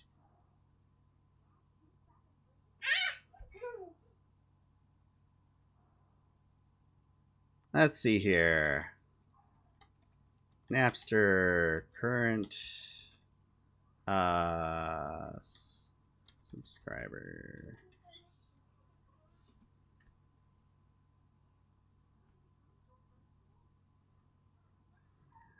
Napster currently has 3 million paying subscribers. That's it. They're a blip on the radar compared to something like Spotify, which provides both free service and paid service. And the paid service just gets rid of ads, which again, I'm going to remind you, the ads take away time from you being able to do the thing you want to do on that app or website or whatever. It's not profitable. Twitter is a large part of the international zeitgeist. And you're over here like, no, it'll just continue. Based on what? And why would it? Why should it?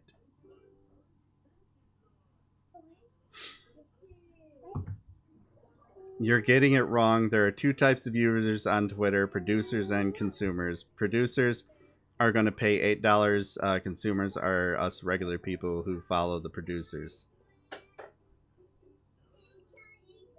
But if you're not able to tell the difference between who those producers are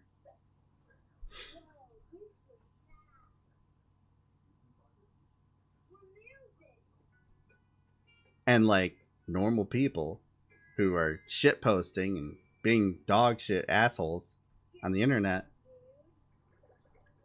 why would the producers stick around?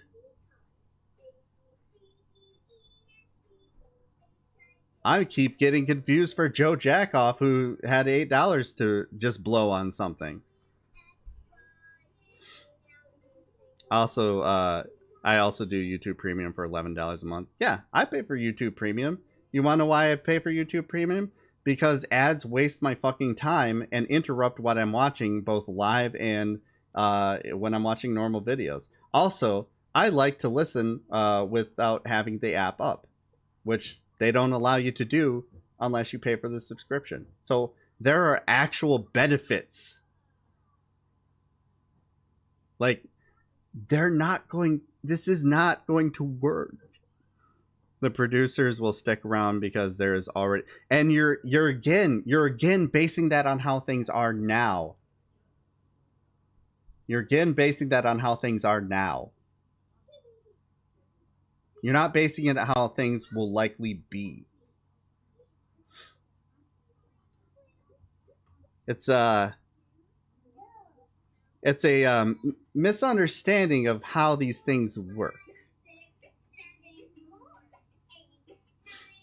If Twitter didn't have 238 million daily active users and was a brand new thing, I wouldn't bet on the SAS service. But you're assuming that they're all going to stick around. Like they don't have anywhere else to go. Like they couldn't just, I don't know, stop using all the social media because it's all been poisoned.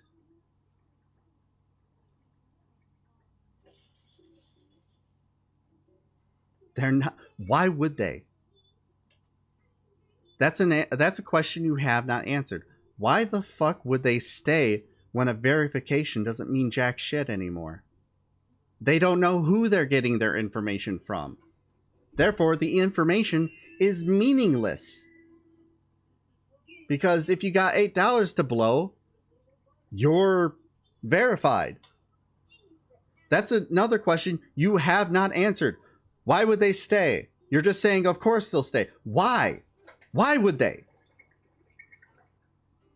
What reasoning would they have to stay if their information could be just any jack off with $8?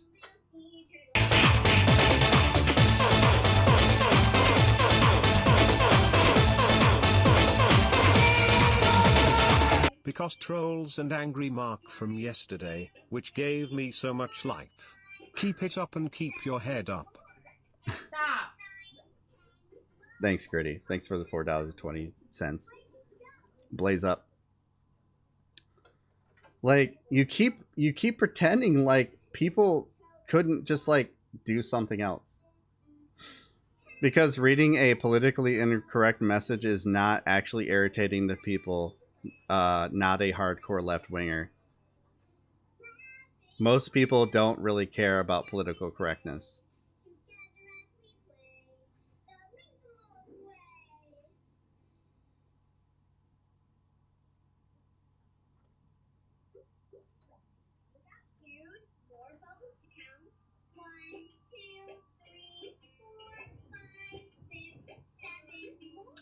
In other words, you think people will stay because right-wingers will stay.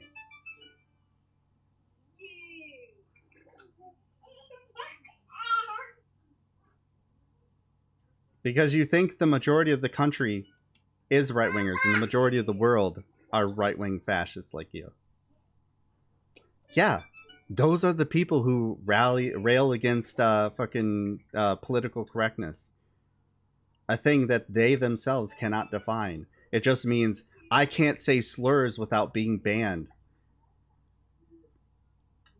Like,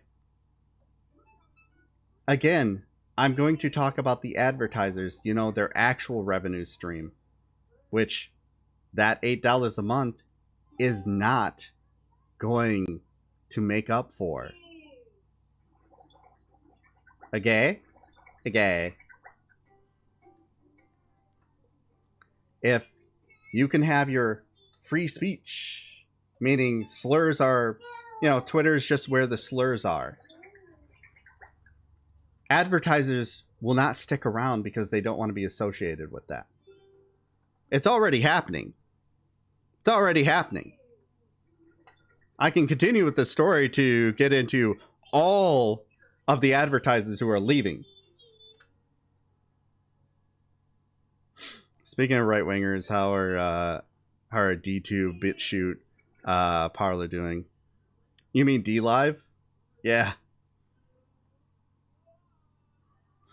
The world is not just the list of advertisers in that list.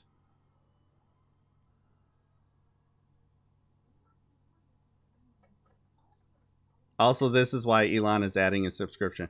But literally, even in your estimation, where you're assuming every single person who is on Twitter will pay for this, the math doesn't make up for how much their operating costs are.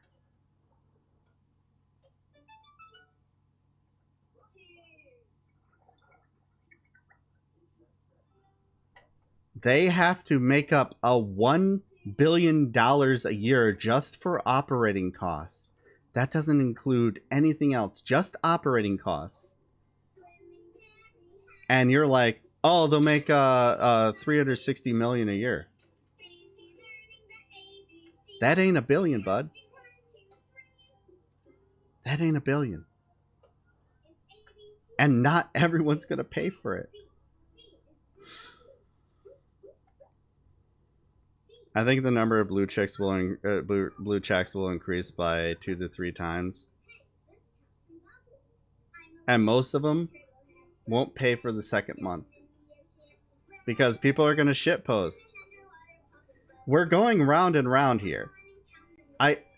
Okay. I've already attacked all these points. It's just you're stuck on one specific thing and you can't get off it because you're stuck in this logic circle. Your assumption is everyone will stay, even though there's diminishing returns, even though advertisers are already leaving, even though verified accounts already say, I will not pay for it, I'm fucking gone. You think everyone's going to stick around, even though nobody is sticking around. People like me are sticking around on the website to watch it burn. It's just kind of a sick joy I get out of watching, you know, capitalism fail. Because it eventually always does. It's determined to. I barely use Twitter as it is, and I only use it for musical theater and political shit. I can definitely get that shit elsewhere. Yep. Another Twitter will pop up. In the same way another Facebook popped up, in the same way another MySpace popped up. Even if ad revenue drops by 30%, that's literally just the same as right now. You're assuming it's only going to drop by 30%. Some of the largest ad brokers have pulled out. These aren't no-name companies. Volkswagen, General Motors, you know, the largest auto manufacturer in the world. The IPG that runs ads for Coca-Cola, American Express, Johnson & Johnson, CVS, Nintendo, Unilever. L'Oreal has suspended. Let's see here. Who else did they list here? This is not a 30% drop. Every producer who has more than 10,000 followers on Twitter will stay. Exceptions like Stephen King don't matter. The average Joe might leave if there's, say, an N-word written every 3 tweets, but I don't think it will get that way. Based on what?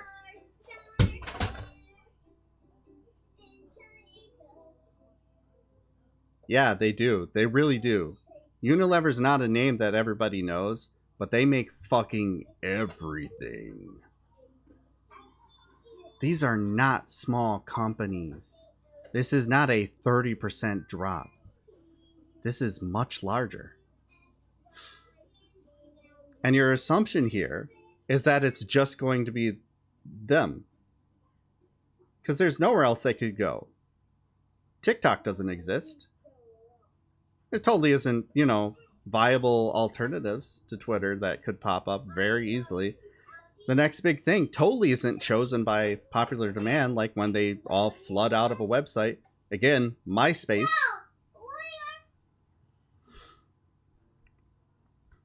They're the high-paying advertisers. I agree with you on that, but the subscription revenue will compensate. It won't. It won't. You're high on hopium, my guy. You base your assumptions on unsubstantiated claims. Yeah. And he's basing it on this idea that a site that is offering less and less returns for people, those people are going to stay there. When, again, you have not answered this question. Why would they? Oh, because it's the place where they go. Until they don't. The internet forgets you like that. Hey, Tumblr has nudes again. Stop. Tumblr has a viable moderation team. Tumblr owned by Yahoo. Stop. Tumblr could very easily be the place where everyone goes.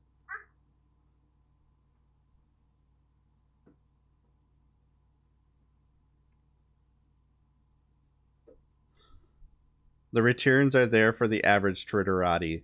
No, it's not. No, it's not.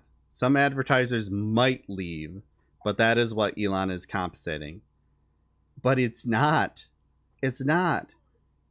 Twitter wasn't profitable before when running just off of ad revenue.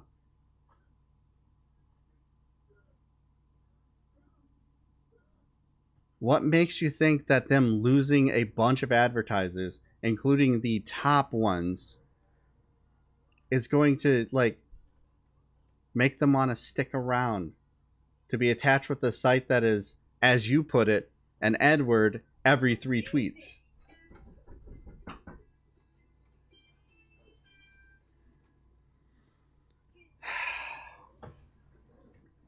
You're lost in the sauce, bud.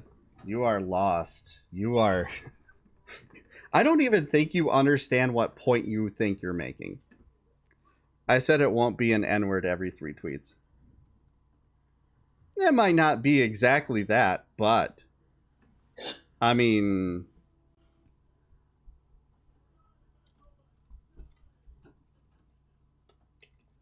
I got it, Eli.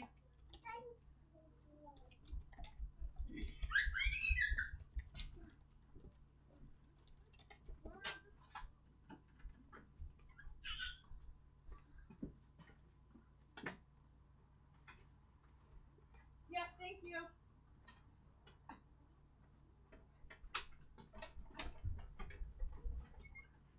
This is a big bag. Oh my God. There's definitely been an increase. And with less of a moderation team... can we just get back to the stream? Like, this guy's wasting our time. Yeah, it's getting very circular. It's getting very circular. He doesn't have any actual points. It's all belief and feelings. I feel like people are going to stay. I feel like people will pay this. I feel like some of the advertisers will go away, but the people who will pay for this thing, who I feel are going to be apparently everyone on the site, will do this. You also only feel like people will leave? No, I've seen people leaving. I know people will leave. I have evidence that people will leave. I have history to pay attention to. Again, I'm going to keep drilling it into your fucking head. MySpace, MySpace, MySpace, MySpace, MySpace. No one gives a shit about these fucking social media companies specifically. They're just the place where everyone goes. Another one could pop up tomorrow. Like I said, Tumblr is a viable option at this point.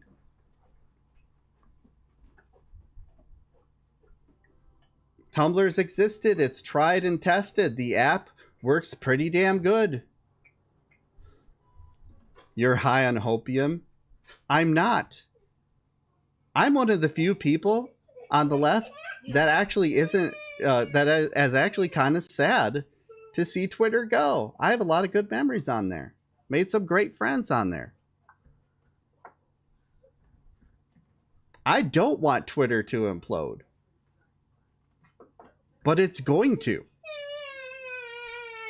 It's not my feelings. I'm literally showing you evidence. I'm literally showing you evidence. Like this paragraph right here. Ad sales accounted for more than 90% of Twitter's revenue in the second quarter. At a presentation for advertisers in May, some ad agencies and brands were already skeptical and concerned about Twitter's future. On the eve of the deal's closing, Musk appealed directly to advertisers in an open letter tweet. Twitter obviously cannot become a free-for-all hellscape where everyone where anything can be said with no consequences. Twitter aspires to be the most respected advertising platform in the world that strengthens your brand and grows your enterprise. And they don't believe him. Because why would they? Why would they believe a man who's been prosecuted multiple times by the SEC for lying to investors? Why would they trust him?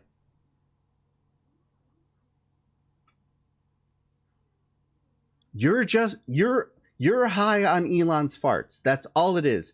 You're high on the idea that this man is brilliant when he's a fucking moron. He's an idiot. Him saying stupid shit got him into trouble and has caused issues within his own companies. The only reason he was talking about buying Twitter in the first place was not to actually buy Twitter, but because he thought that he could increase the value of his majority share, and then he was going to do his pump and dump scheme like he always does, just like what he did with Doge, and fucking sell off all the Twitter stocks. And it didn't work out. It wound up tanking Twitter and Tesla. He did it to make more money, and it failed. So he tried to back out. And he got stuck. So to save face, he bought it. Your type is the same moron who, when he's tried to back out and bitch about bots that he still hasn't proven exists, said that he was actually doing this 4D chess move where he was going to wind up paying less for Twitter. I remember all of you Elon Musk stands saying that over and over to me. Oh, this is a play. He knows what he's doing. He's going to wind up paying way less for Twitter and get a deal. And I'm just sitting here like, no, the fuck he's not. And guess what he bought Twitter for? Yes, he overpaid. And he didn't have the money. Because he lost it on how much he lost on the stock market. By taking Both of his major stocks. I thought he overpaid on the first day. Probably. I think he should have never bought it.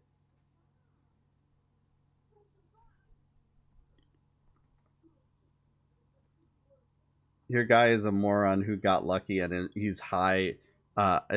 He's high time. It's high time you recognize it. Yes. These people. Yes. And I would say, you know, luck is a relative term considering, you know, he was already rich going into it. These people are not your friends. These people are not, you know, they're not self-made. They're products of nepotism and a system that only benefits people who are already rich and incredibly selfish.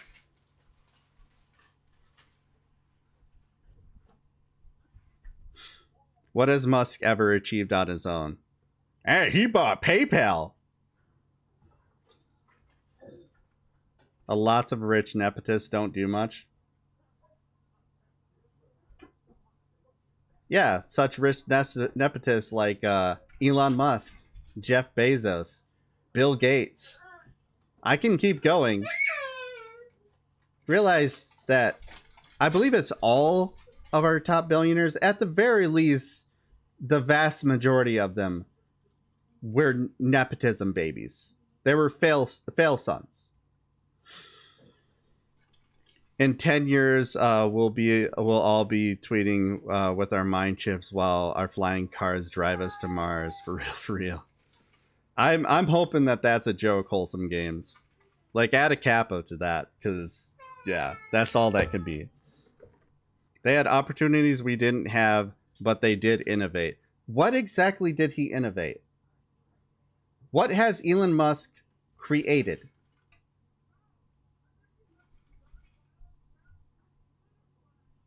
Reusable rockets. No, he did not. First of all, there's varying returns on it because, you know, it hasn't quite worked yet. A lot of those rockets blow up before they make like the second launch or even the first launch. Second of all, he didn't invent that. He bought the company that was already building that. Affordable EV tech. No, he didn't invent that. He bought the company that was talking about doing that. And now, by the way, Teslas are not affordable. He didn't create that tech. The only thing that he has a patent on for Teslas is its exclusive adapter, so that he could literally have a captive market of Tesla owners who have to either buy the adapter from them or find a specifically owned by Tesla charging station. That's it. That's the only thing the man has invented. And he didn't design it. He just said, make this happen to an engineer, and an engineer made it. Among engineers, he is hardly regarded as an absolute moron. No. Elon invented a plug. Yeah, and he didn't actually invent it. He just told someone else to make it and was like, yeah, I want this to be exclusive. Of fucking course, an engineer made it, but he is the product guy. That's the only thing, though. That's it. He has no patents.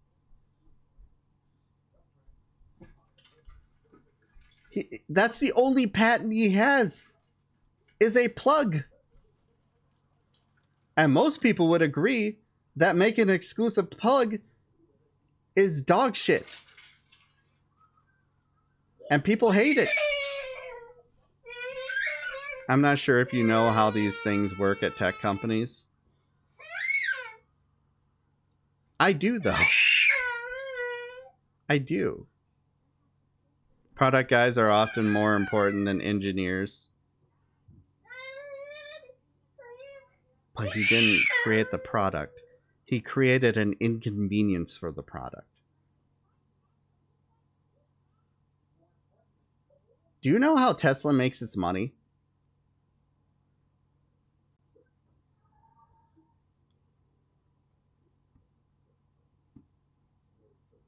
Let me ask you, do you think that Tesla makes the majority of its money by selling cars?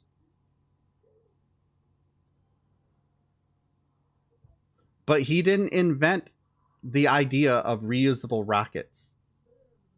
He didn't. He didn't invent that. Like, NASA had been researching it long before Elon even, became aware that there was a company also doing it that he later bought up. These aren't his ideas.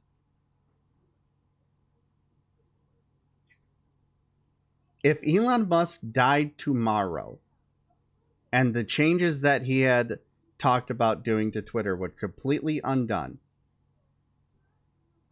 Twitter would survive. Tesla would survive.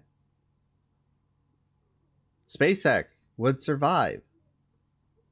Because those are viable ideas that are, selling stuff. But it's not because it created by him or because he adds any specific value to it. He's not Iron Man. Bringing an experimental thing to mass market is literally inventing. You're one of those people that think that that Edison was an inventor, aren't you? Having the money to invest is an investor. Do you think, did you get those two words confused because they're similar, investor and inventor? No, the people who invent something are the people who create this otherwise unheard of product that did not exist prior to their creation. And again, you still have not answered my question. Do you think that Tesla makes the majority of its money from selling cars? The thing that Elon says and has only had a, roundabout influence on developing. And by roundabout, I mean just that plug. Don't give it away, Des. Don't give it away.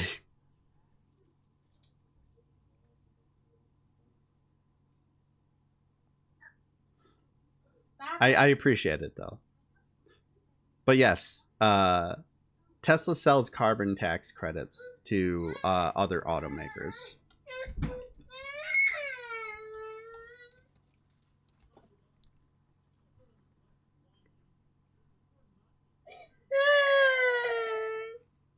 What's wrong with you? He's mad because he wants more of my smoothie. Well, you can't have it. I don't know what you want me to do, Bubs. Hey. No. Come here. Go to Mama.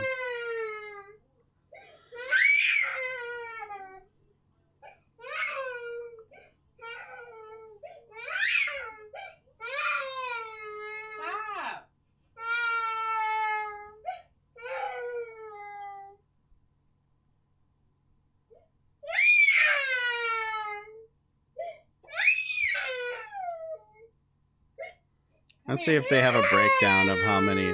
Eli, stop. Come here. Hey, no. Come here. I don't know where Tesla profitability is, but Elon to me is a good CEO, product manager. And yes, product management is inventing stuff. But he's not a product manager. He's not. And also, no, he's not a good CEO. He's not a good CEO. Want to know how I know? Because him taking over this company that was already successful, something that was a part of the international zeitgeist, and he's tanking it. He's destroying it. His decisions are causing it to implode. And anytime he's actually been involved as a CEO with any of his companies, he's caused nothing but problems. Their stock will take because of the shit he says. He's been caught multiple times lying to investors. Is that what a good CEO does? Does a good CEO lie to his investors in order to make money? Is that how that works? Did I miss something here? The only thing he invented was a proprietary... Yeah, I already pointed that out, port sides.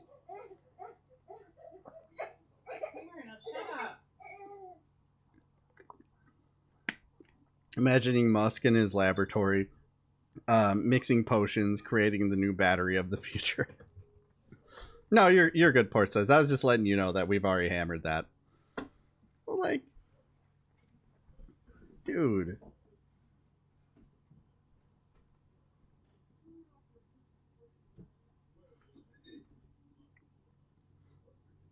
Here's a perfect example. Tesla disclosed government credits profit only after the SEC mandated it. So he was lying about it before, and then they were like, hey, you can't lie about this because investors need to know about this.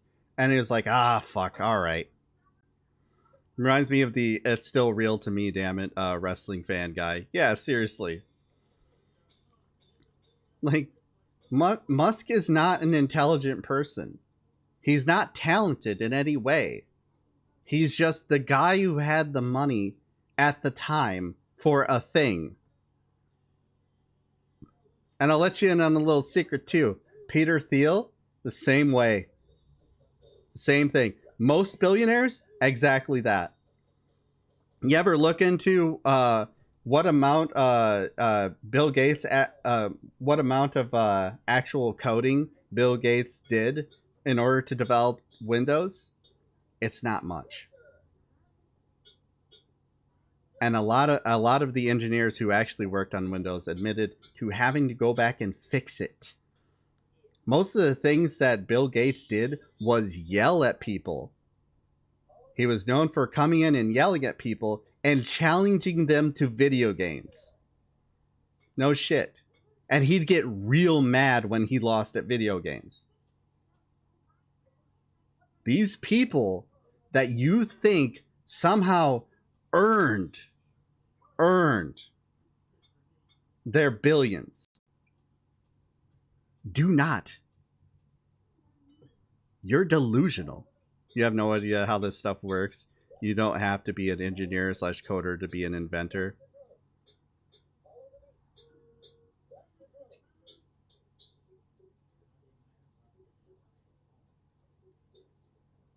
No, but you have to actually invent something. And he hasn't done that.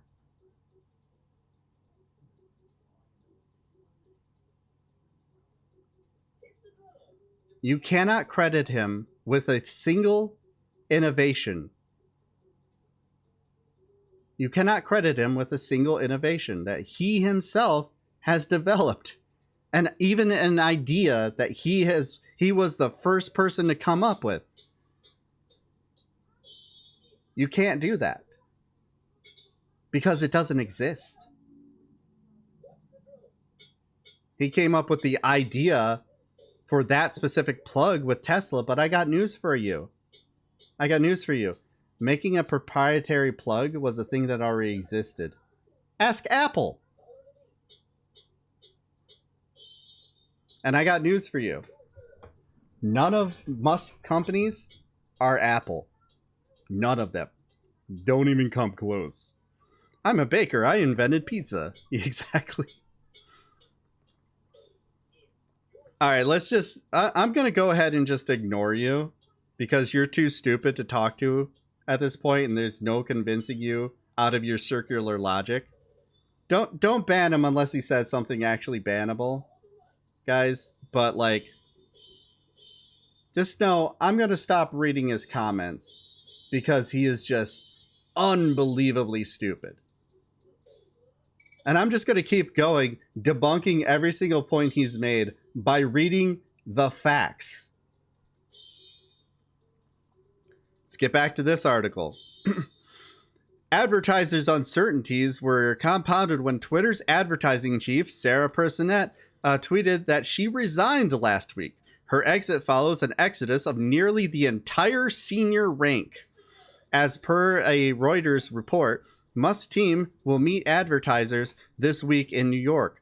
The report added that a coalition of more than 40 advocacy organizations, including the NAACP and Free Press, sent an open letter to Twitter's top 20 advertisers on Tuesday, asking them to pull their ads if Musk guts content moderation on the platform. Musk has said Twitter's commitment to brand safety is unchanged, but that is not helping much for now. And many experts have said that though many brands might not publicly announce pausing ad spending on Twitter, some will go cold on spending and take the wait and watch approach.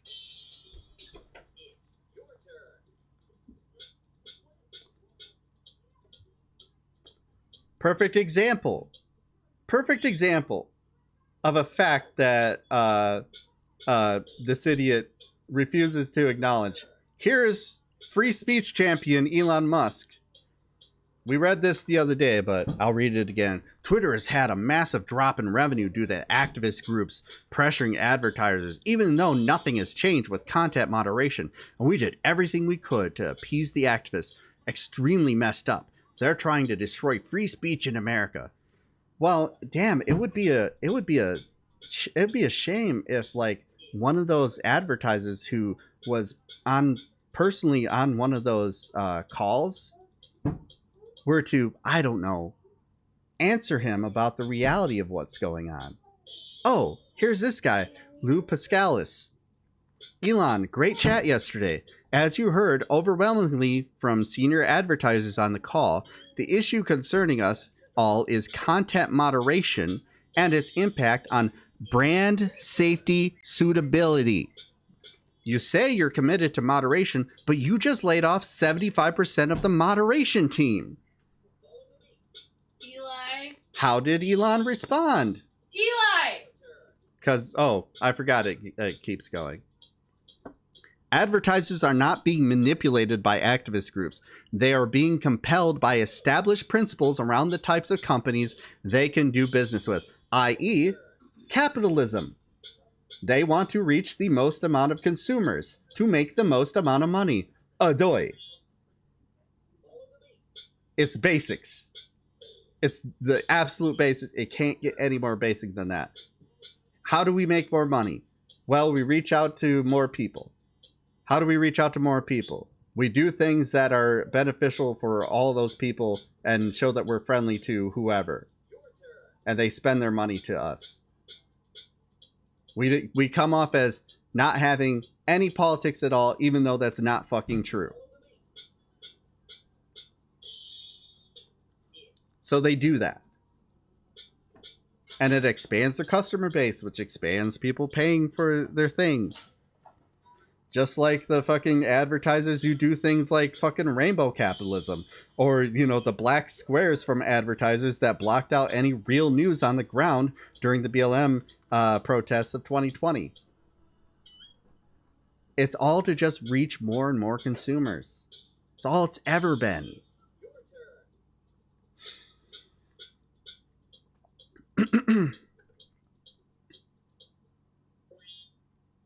These principles include an assessment of the platform's These principles include an assessment of the platform's commitment to brand safety and suitability. That includes the trustworthiness of the leadership team and the behavior of the CEO.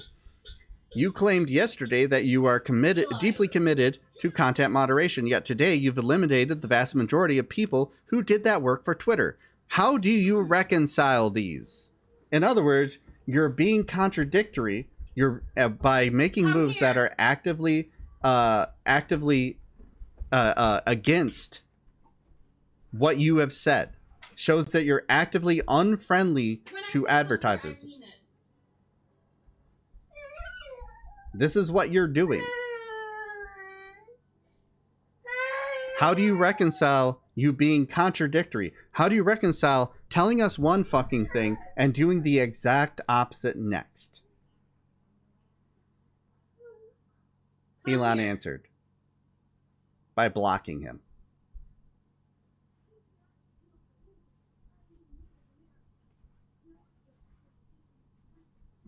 Things are going good, right? Oh, no, this is fine, right? Just like the idiots that think that are so confused as to why people didn't want to vote for Trump the second time around, when the guy didn't earn the majority vote the first time. He won by very slim margins in the 2 states that won him the presidency. Michigan, where I live, and Wisconsin.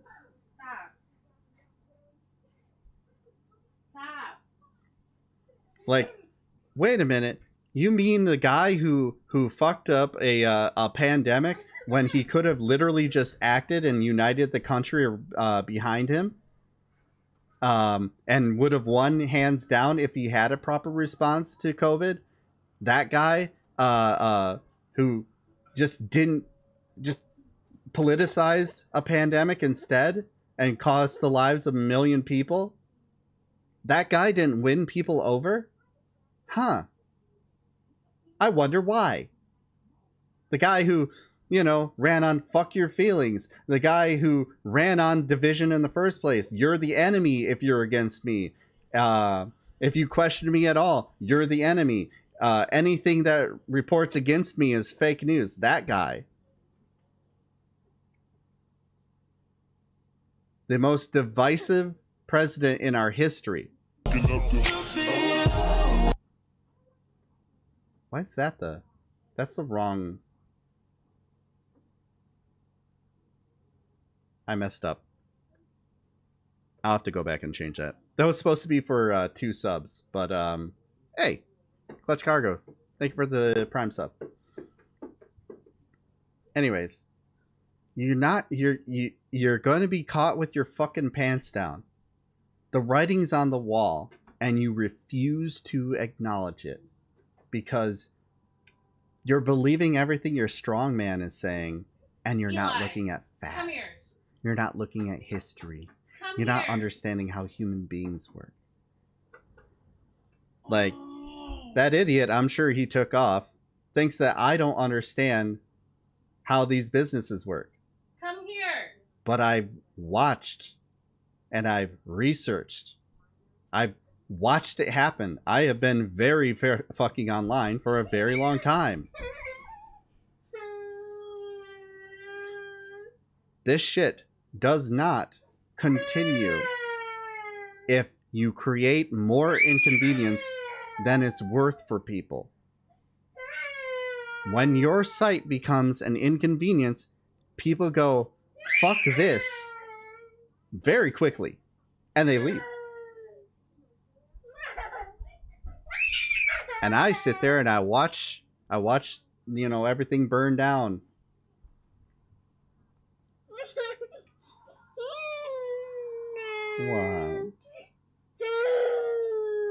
What didn't you let him do this time? I took away the stick from his sucker. I personally learned a bunch from you, and we're like the same age and seen a lot of same shit, at least I think. Yeah, because like I go down fucking, neurodivergence. I go down these rabbit holes and get hyper obsessed with shit. Because I'm always like, hey, what happened with these things? And instead of just having those be questions that people ask and not actually answer, I have to answer those questions because otherwise they bug the hell out of me. What are you doing? Stop it.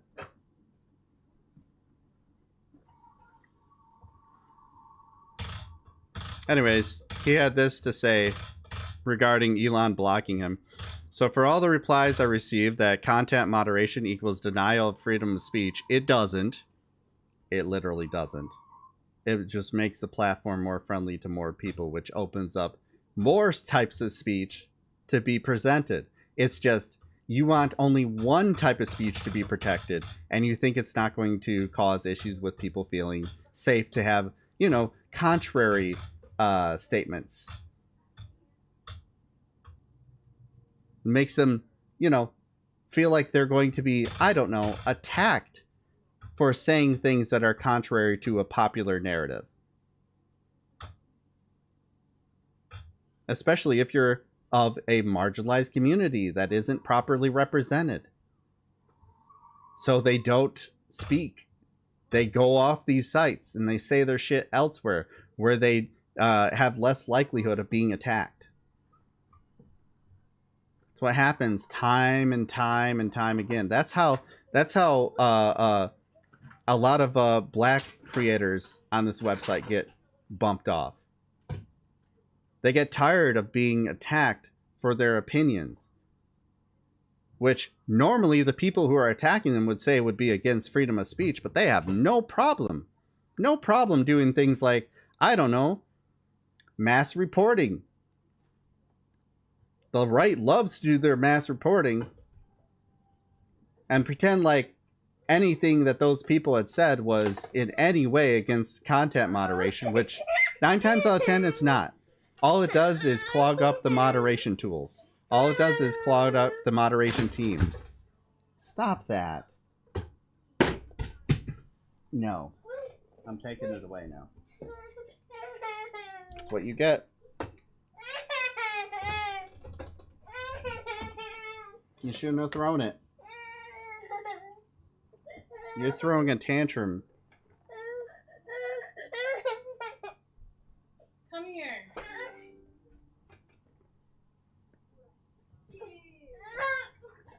Go to mommy. Go to mommy. Come here, Eli. Go to mommy.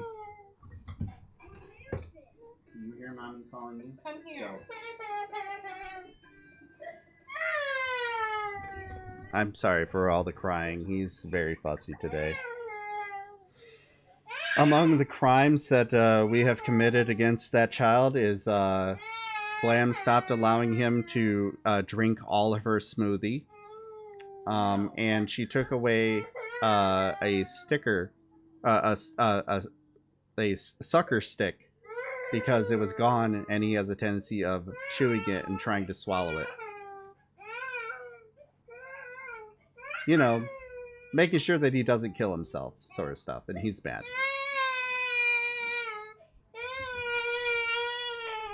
Anyways, what do you say about the fact that the chief twit just blocked me for exercising mine? Yesterday, Elon Musk solicited questions from marketers. Today, he's blocking those who ask them.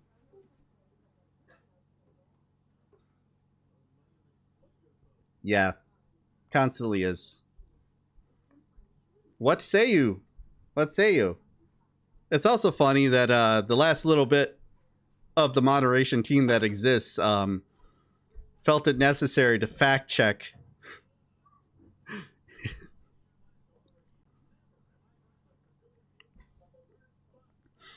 literally on this tweet.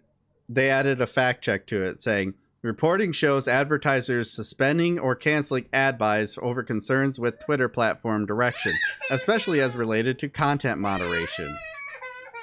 It doesn't have anything to do with wokeism.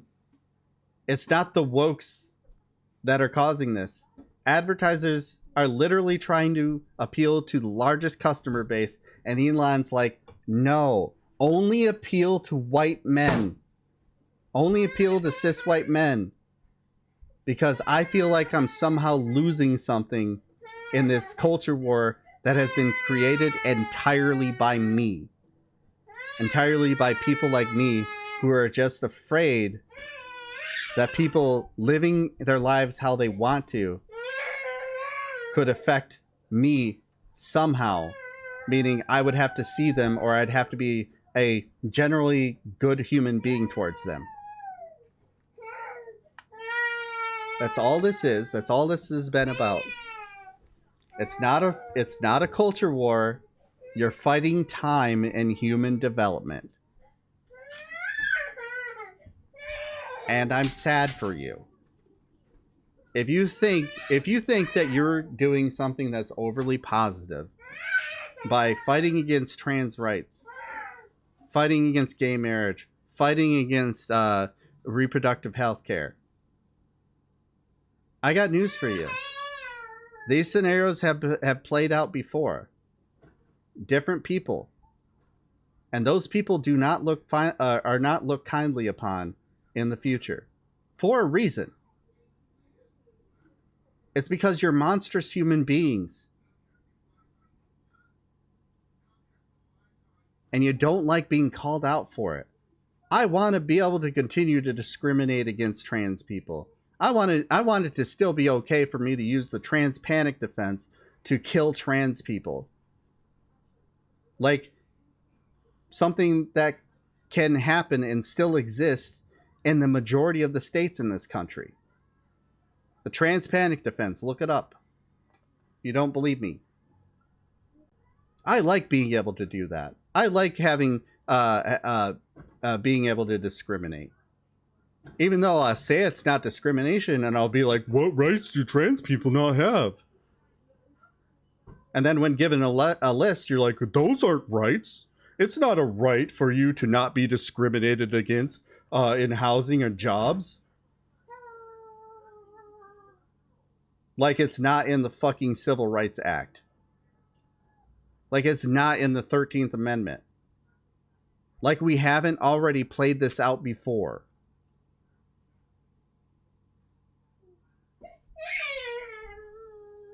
That's all this is. It's a culmination of a culture war. And it's not going to end well. You're not going to be looked fondly upon. You're going to be called monsters. Elon Musk in the future is going to be looked at like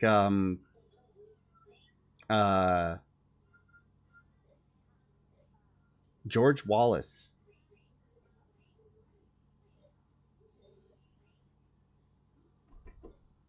Yeah, Carnegie. He's going to be looked at like people who are absolute monstrous human beings. The guy is violating labor rights constantly. He's getting constantly sued for... He's been sued multiple times for breaking the same law regarding labor rights.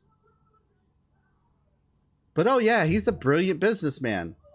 He just hasn't realized yet that you can't just mass fire people immediately. You have to give them warning so that they have time to find a new job. The Warren Act. Look it up. That's exactly what they'll think. Yeah. And it's not a brilliant move to save money. It's his personal ego. He's upsetty spaghetti because he can't post the N-word because he's a fucking apartheid child.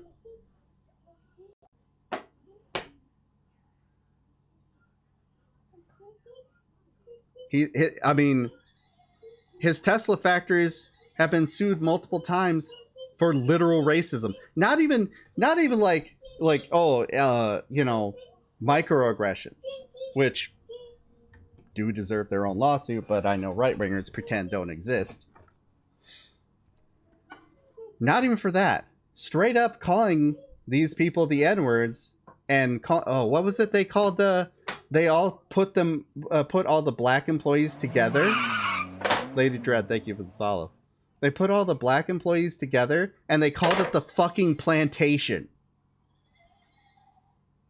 Gee, I wonder if there's any racism there from the South African apartheid kid of a emerald mine owner whose business cut their emeralds in apartheid South Africa using slave labor. I wonder if there's some racism there. It's not that Elon isn't woke. It's that he's a piece of shit. And a dumb one, too. But he has a ton of money.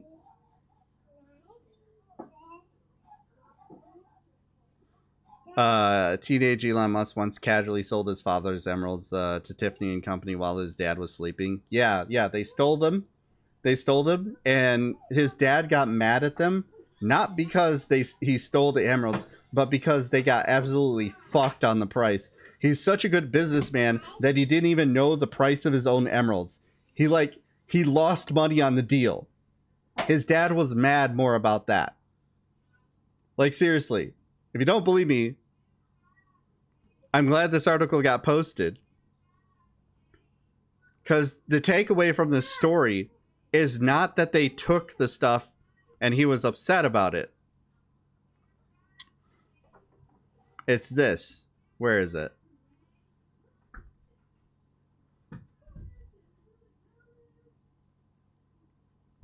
Arrow said his children grew up watching him sell emeralds all over the world after he had had them cut in Johannesburg. However, he always stuck to the rules of the trade.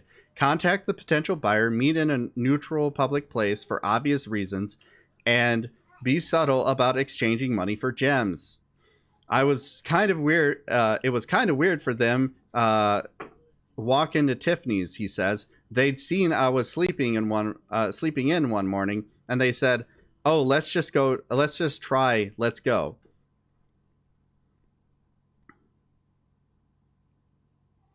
Here we go. Elon, by his father's recollection, then probably 16 years old, and his brother Kimball, decided to sell emeralds to Tiffany and Company on Fifth Avenue in New York, one of the world's most famous jewelers, as his father lay sleeping. They just walked into Tiffany's and said, "Do you want to buy some emeralds?" Errol recalled in an interview with Business Insider South Africa. And they sold 2 emeralds. One was for $800, and I think the other one was for $1,200. A few days later, the family returned to the store to find that Tiffany was selling the $800 emerald, now set in a ring, for $24,000, a markup of 30 times the price Elon had received for the gem. Errol has used the story as an object lesson in how retail works ever since. He was surprised but not concerned by the incident. Errol says, because money was plentiful. Get down. He's fine because, you know, they make a ton of money, but also I use it constantly as an example of how to drag my son for getting absolutely fucked on this deal. I'm sure he wasn't mad.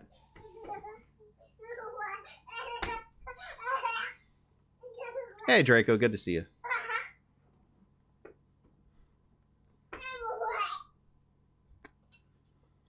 Brianna Wu with some good reporting here. More facts that are very inconvenient to... Oops. Yeah? Yeah, just a second.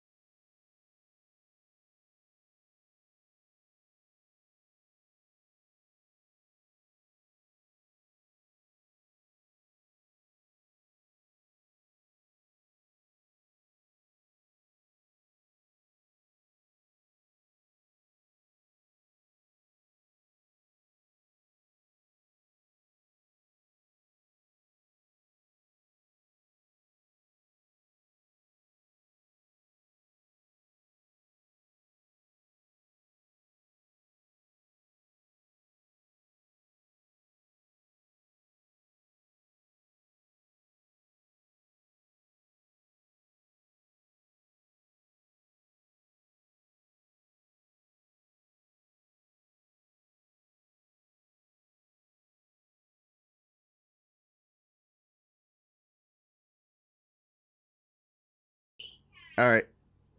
Sorry about that. We're back. Anyways, getting more internal reports from Brianna Wu regarding what's going on at totally not sinking ship Twitter. Here's everything we know about the mass Twitter advertising exodus in plain language. So, Elno, which I love that just spelling his name wrong because fuck him, acquires Twitter and advertisers are freaked. Would be a good time to reassure them, right? Except Twitter's chief revenue officer quits on Friday, literally walks out. Thank God Twitter has someone on staff who all these major advertisers in the US trust. We can reassure them of the plan for trust and safety in a time where use on the N-word has gone up literally 500%. Only Elno fires him that same day. Who is left to reassure them? Elno is a billionaire. He can handle it. He calls a meeting for him to calm down Twitter's advertisers. Now, before I tell this part, please understand, Twitter advertising is an afterthought for these guys, a fraction of a fraction, pack of gum you get at the checkout. So in this meeting, Twitter's advertisers have a simple question. What's the plan?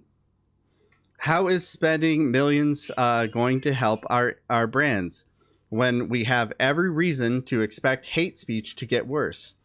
We're talking about the majority of 2023's revenue. Stakes are high. Wow, but yeah, the advertisers aren't going to leave. Yeah.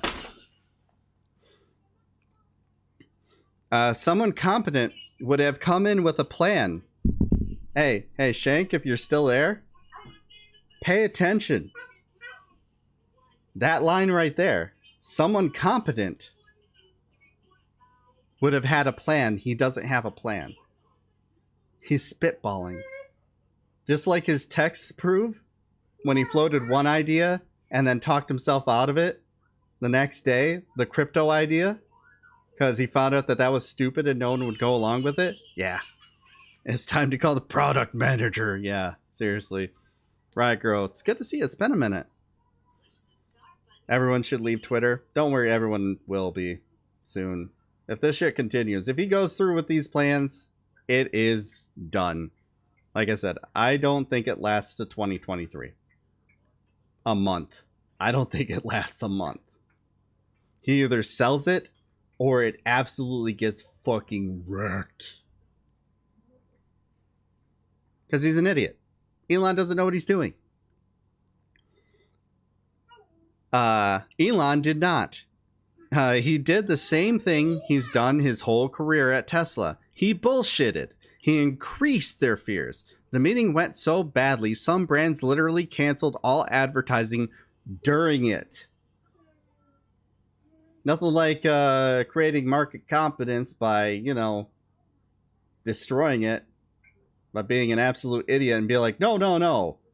The N-words are a good thing because it's free speech. Just listen to me, the apartheid child. Okay. All right. Okay, buddy. And now he's trying to blame his plans for a glorious free speech service on people using free speech. Because of course it couldn't be him. Twitter's 2023 advertising is non-existent.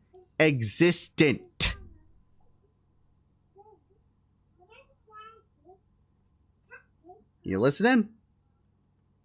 Hello? I think this mic works. A little line's going on there. I think it's fine. That's why this $8 a month thing is being pushed. He wants you to pay for his mistake. Epilogue. Elon is now threatening to go thermonuclear on these brands, attacking their reputation with his army of right-wingers and Tesla cultists. Hey, remember how I said right-wingers and the guy who's definitely not a right-winger but probably pretends to be a centrist but is actually a right-winger because he doesn't understand how a political compass works? Got offended when I said right-wingers? That.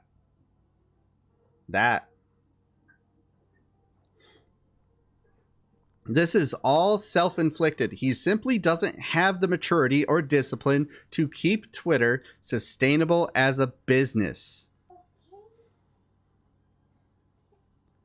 From Mike Davis, you have nearly 11 million Twitter followers. Name and shame the advertisers who are succumbing to the advertiser boycotts so we can counter boycott them and get your $8 a month subscription going ASAP so we can start to make up for lost revenue now. Yeah, I totally see them, see right-wingers boycotting General Motors, Volkswagen, Coca-Cola, American Express, L'Oreal, CVS, who a lot of insurance plans don't even give you the choice but to be a part of. Like my plan, we have to do the mail-in service through CVS or we don't get our meds paid for.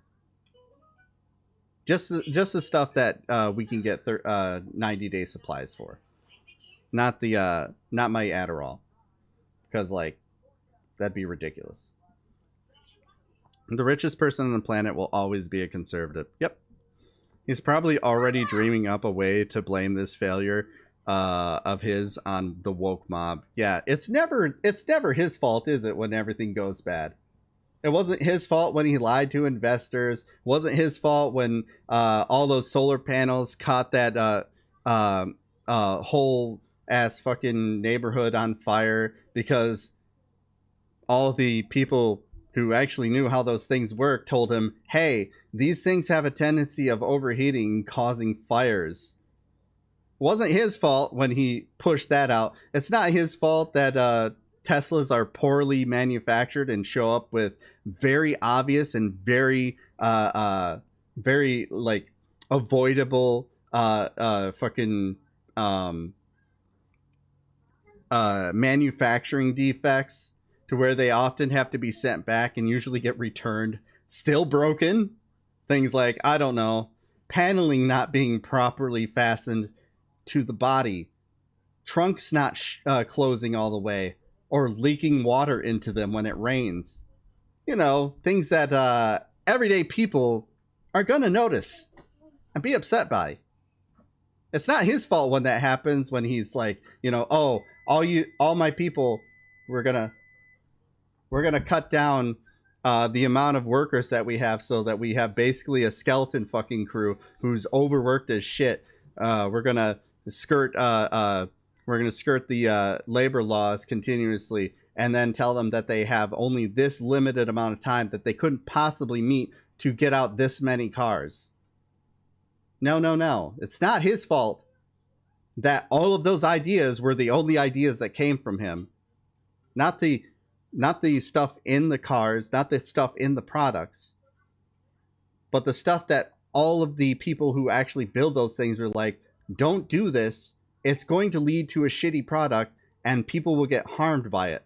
You know, it's not his fault that he pushed out the self-driving feature on Teslas to test on the open fucking road before it's even been deemed safe by literally anyone, and it's caused people to get hit by those cars. It's not his fault that all those decisions that he made himself as this autocratic leader of all these companies, as he's been forced upon these companies through him just being a rich guy. It's not his fault that he made those decisions, and those were the very fucking obvious results. God damn it. What did he do now? He knocked over my fucking table. Good lord. The same way it's not our child's fault that he just knocked over a glass table behind us and we're hoping that it didn't break. It doesn't matter that he did it. It doesn't matter that Elon did it either. What matters is that he's pretending like it's other people's fault and then will simultaneously blame everyone else for their own problems. Oh, you're poor? That's your fault. Stop messing with stuff. The decisions you just made poor decisions, and that's why you're poor. And I made good decisions, which is why I'm rich. Except for I'm tanking all my companies right now because I have a personal vendetta against trans people because my wife left me for a trans lady. And not just any trans lady, but an American hero.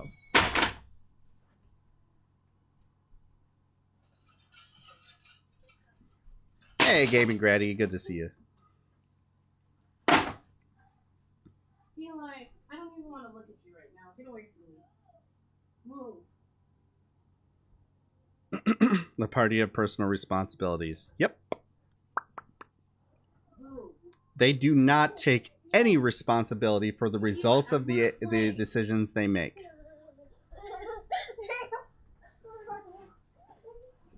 Ever. I would like to see one example of any Republican, any conservative, any CEO, any large CEO, I should specify. Because I know the smaller ones, some of them actually will take responsibility for their decisions. They're also the ones that wind up, you know, poor because they weren't in the in crowd. Won't someone think of the poor oppressed billionaires? Yeah, seriously. Like, find me one example of them actually admitting, no, we fucked up. Jamie Dimon admit that he fucked up when when him and his company encouraged his bankers to make up fake accounts because he said impossible goals, was told they're impossible goals, and then attached it directly to the revenue and income of his employees.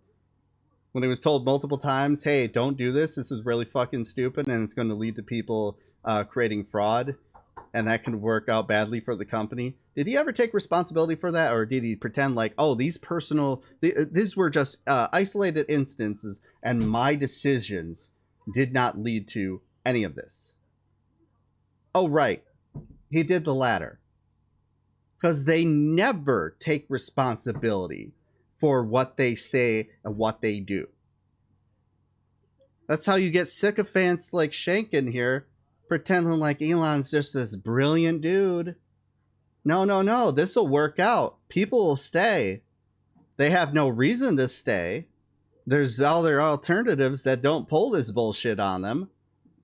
But no, they'll stay. They're getting diminishing returns. Advertisers are leaving.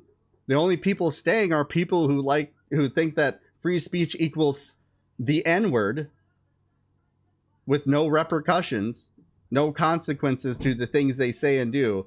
That's what free speech is, you see. It's not, standing up against that. Those are the people that actually kills free speech.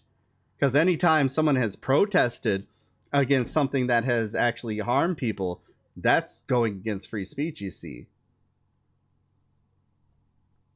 It's never his fault. It's the wokes.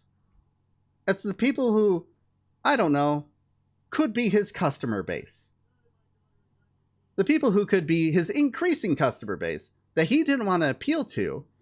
So instead he appealed to 30% of the country who are fucking crazy and just pissed off that black people and trans people can exist without being harassed.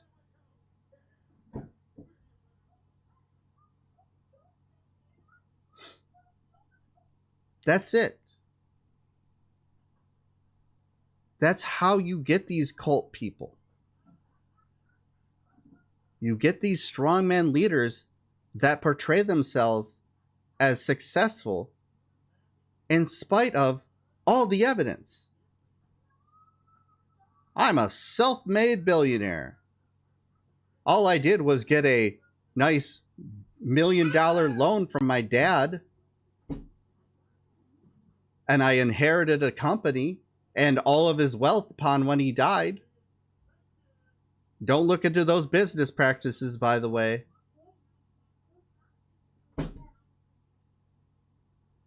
Just like anyone, I can get $1 million, just borrow $1 million from your parents. Whether it's Mitt Romney or it's Donald Trump or it's Elon Musk or it's Bill Gates or it's any number Jeff Bezos. Jeff Bezos was the son of 2 Wall Street bankers. But he's a self-made billionaire. Fuck you. His parents were millionaires.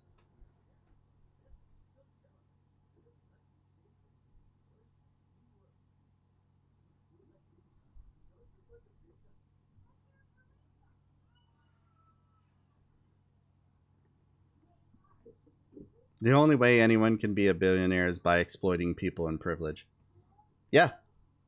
I mean, we could even use the example of, Bezos' ex-wife. She exploited the shit out of him, and now she's a billionaire. Just because she was married to him and divorced him. Which, hey, I can't be mad at that game. It's hard for me to be mad at her for that. And at least she's doing a little bit more with her money, but she's quickly learning really quickly that $1 billion is too much fucking money for any human being to have. Self-made because his mommy quit putting out his outfit on the bed by the time he was 18. Yeah, seriously. Stop worshiping these. Don't worship anyone. First of all, everyone is fallible. Everyone is fallible. This daddy culture that we have, how many times have I talked about that shit? Oh, you need your daddy to put yourself behind, to love and worship, and they can do no wrong. Look, I love the Foo Fighters. I love Dave Grohl, but am I going to pretend like he didn't put his money into a group that denied HIV's connection to AIDS? No, I'm not. I'm going to say, that was a really shitty thing to do, Dave. I'm glad you stopped that. Because I was embarrassed to call myself a fan when you were doing that. Am I going to pretend like Dave Chappelle wasn't the opening speaker at the Taylor Hawkins tribute concert? No. That was a bad thing to do. And hell, before the concert, I was one of the few people on Twitter posting about, hey, this is fucking ridiculous. What are you doing? Did I watch the concert? Yes. Did I pay for it? No. But do you know what I did when Dave was up? I skipped it. Because I was like, fuck this guy. I just remember the exact quote, and it might have been Steinbeck, but poor Americans are poor, not temporarily disadvantaged millionaires. It's that America has convinced them that. Who was that? Dave Grohl from the Foo Fighters and former drummer of Nirvana. Or John Mulaney's appearance with Chappelle opening for him. Yeah. Stop worshiping people. Your daddy figure does not give 2 shits about you. I'd be happy to meet Dave Grohl. But I'm not going to pretend like he's infallible. I'm not going to pretend like I need him in my life to exist. And that I need to copy him in order to continue to exist, because I can't. I'm also not going to pretend like his dad wasn't a politician. I'm not going to pretend like he also wasn't someone who had rich parents, because he did. They moved from Ohio to DC to DC because his dad was a politician. And hey, he was able to, he rejected a lot of that wealth by joining the fucking Discord house and being a part of all the shit with fucking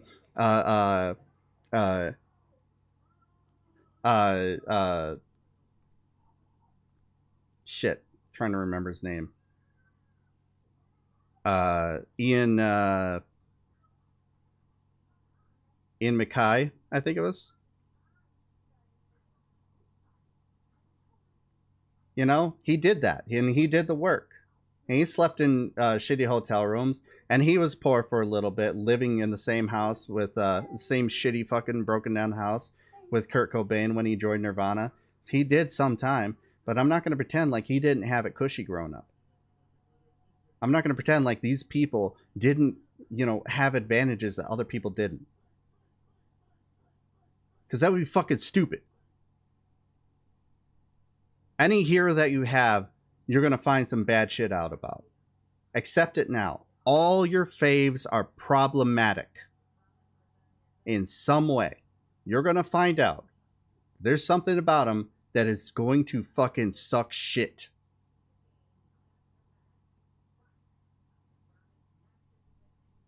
Stop this hero worship. Elon does not care about you. He's just trying to make money and to inflate his ego. And he's terrible when put in the position of an actually successful company. Why did Dave support that? Didn't care about A's. It was I forget the name of the group, but yeah, there was a group that they played, like, they donated to and they played concerts for. Like, the whole band basically believed in this debunked myth about how AIDS was not connected to, or how HIV was not connected to the AIDS virus. This was like in the early 2000s. Amy Schneider posted this last night on Twitter. We'd been planning on using the 1.3 million from Jeopardy to buy a house, but now I'm thinking maybe I'll just hold on to it for a year or two and then use it to buy Twitter. Why not? They might, in a year, they might be overpaying if they did that. I love Johnny Depp and Tim Burton, but they are both problematic. Yes! Yes! Count the black people in fucking Tim Burton movies.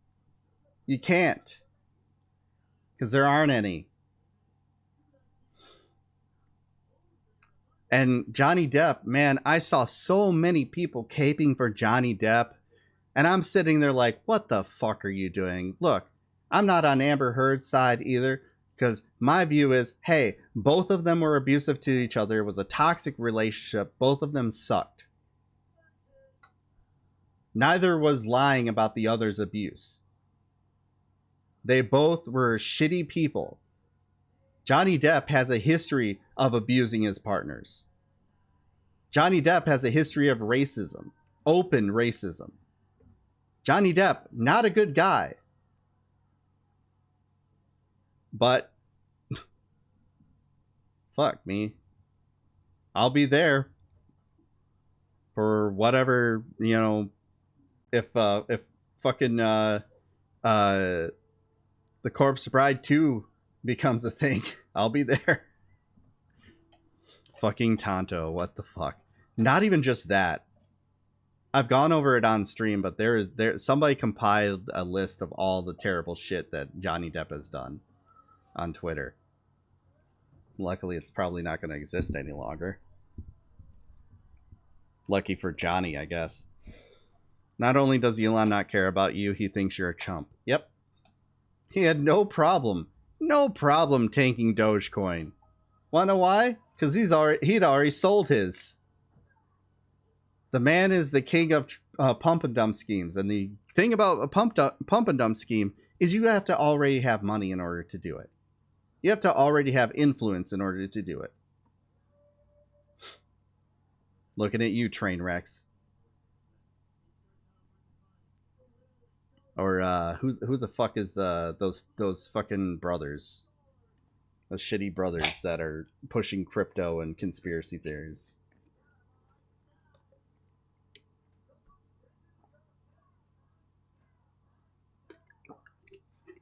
Team 10 or whatever. Yeah. The Pauls. Thank you. Thank you, Right Girl. Anyways.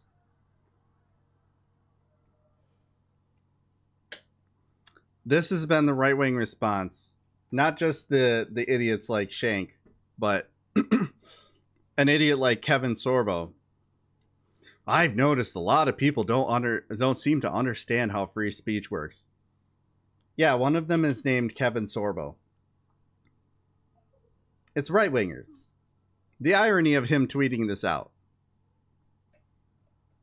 He has no idea how free speech works. Right, free speech is not when you get to say the N-word and not deal with the consequences. The consequences are also free speech. Someone can tell you to shut the fuck up, and a company that you're using, a private company that you're using the site of, can ban you. And that's their free speech. What? It's not free speech. And there's limits to this too. When the government jails you or punishes you for the things you say. You know, things that that total free speech hero, God, who was it? The previous president. Oh, Donald Trump wanted to do against the press. Against anyone who reported anything negative about him. What he did, commanding DHS officers to show up in unmarked vans and pick up Portland protesters. Denying them their free speech through intimidation. Saying, if you speak out, we're going to get you. Yeah, only when my rights. And by rights, they mean the right side of the spectrum. But I mean, that's how you get shit like this, man. Kyle Rittenhouse pretending like this is a good thing for anyone, really. And unironically posting this picture of him. Apparently, now he's admitting that he's fake crying. He was fake crying. I cannot stress this enough. If I were Kyle Rittenhouse, first of all, I wouldn't have murdered anybody. I wouldn't have showed up to that protest with a gun. I would shut the fuck up for the rest of my life. Things that aren't going to end well. Dude wants to poke the bear and be real upset when the bear comes and mauls him. Like, fuck around and find out.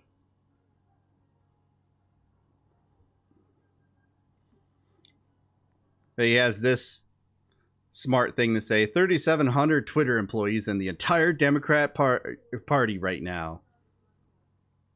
Hey, bud. I got some news for you. The very second you're not useful, you go in the garbage. You're probably starting to see that because more and more people are forgetting about you. I forgot this little bastard existed. Give it a couple years. Hey, remember George Zimmerman? I remember Joe the Plumber. Joe the Plumber, he was a big name.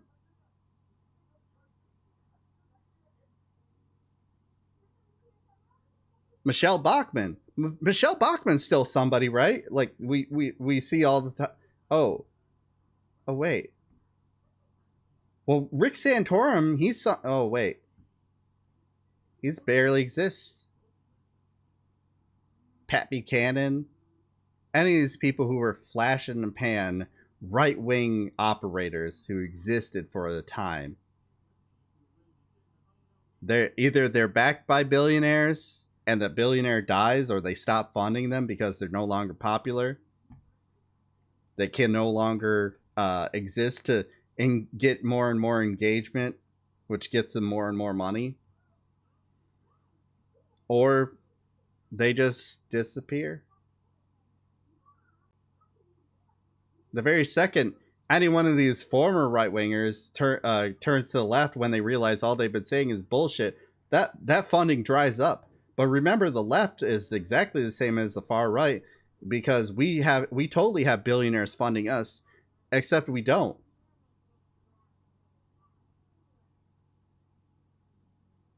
All I'm saying is, have fun while you can, Kyle. Here's a right-wing figure that's already faded. Hey, remember Nigel Farage? He's another one who's trying to celebrate this all as a good thing. Elon Musk has fired the entire human rights team at Twitter HQ. How will we survive? He says with a smirk. Smart. Hmm. That's cute. He's finally relaxing, huh?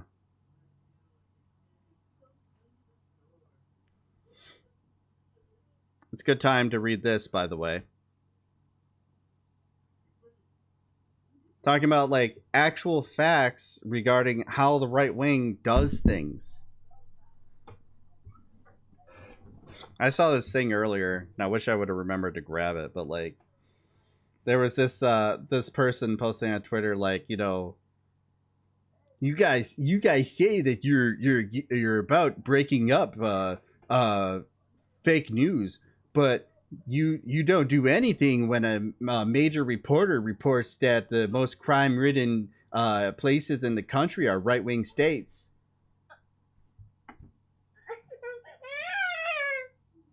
And then, like, when somebody was like, "No, here's the facts,"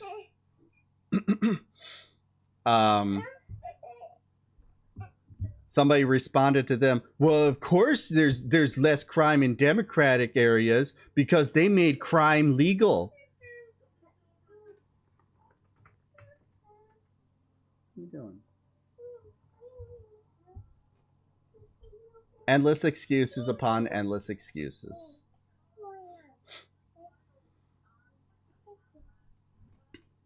So here's Tiffany Caban.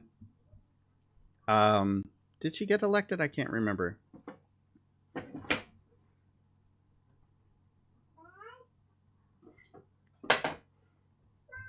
She got elected to, she's a member of the New York City Council, representing Astoria. One of the good lefty. Perfect example here of, you know, the far left. Let's see what craziness that she has to say. But it's, you know, of course, backed up by facts.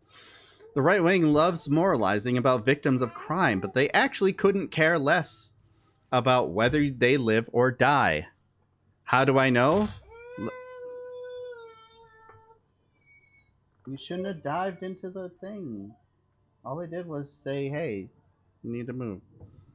May have just purchased tickets to Beetlejuice for their closing night performance on Broadway.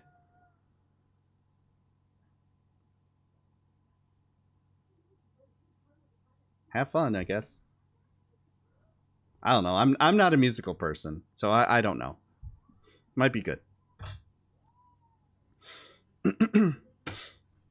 Anyways, how do I know? Let me tell you what happened at City Hall last week.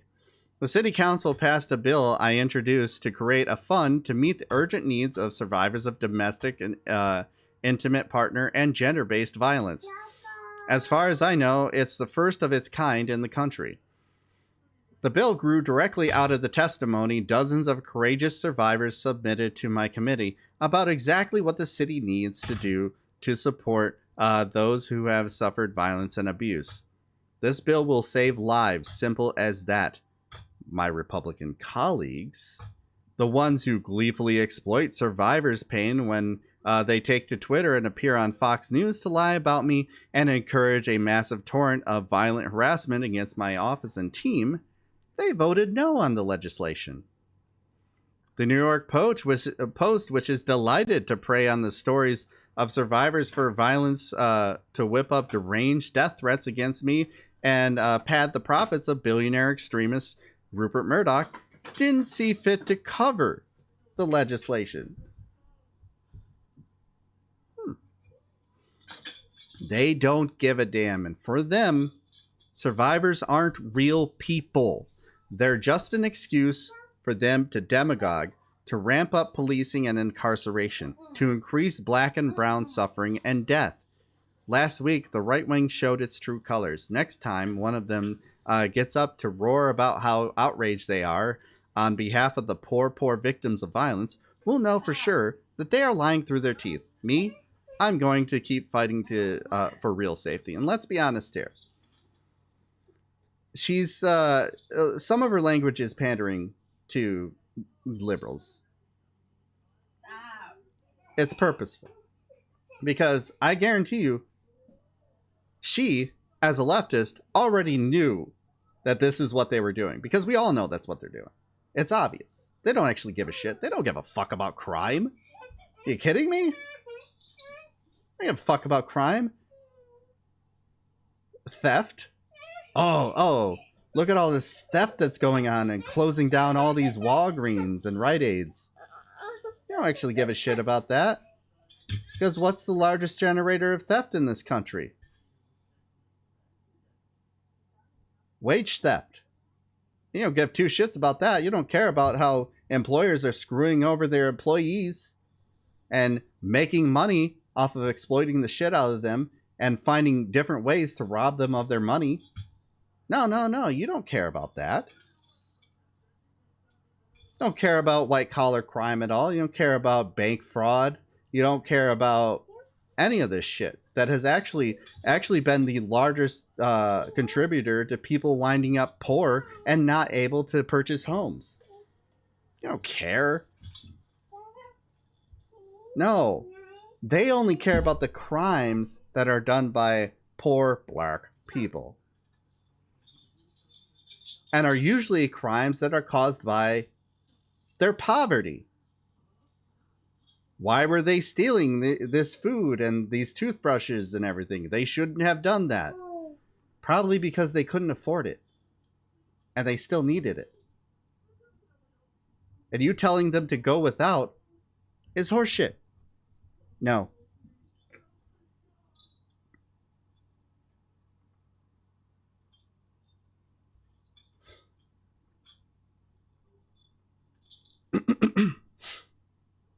It's never been the sort of thing where they see crime and they actually want to do something about it.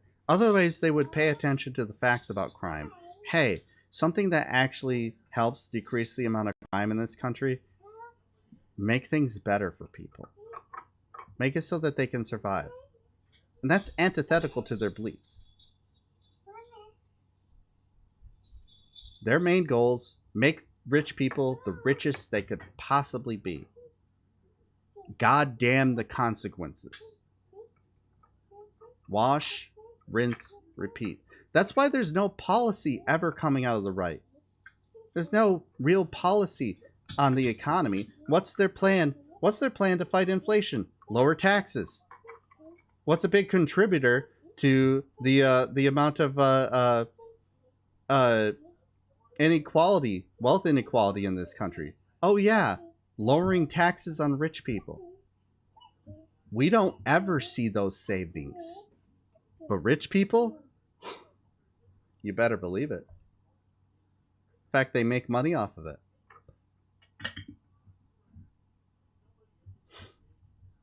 They don't give a shit about you. If you're another right-winger just waiting to pounce, I ask you this.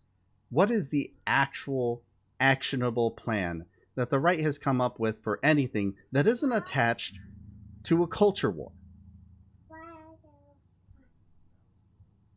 You say the economy is the most important thing. All right. What? Hey, no. Stop.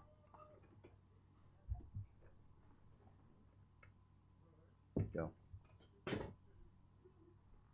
What is the plan that the right has for the economy that is new and not proven to have failed multiple times already, or even been a contributor to how we ended up here in the first goddamn place? What is the plan? What have they come up with? Is it still tax cuts, cut Social Security and Medicare, reduce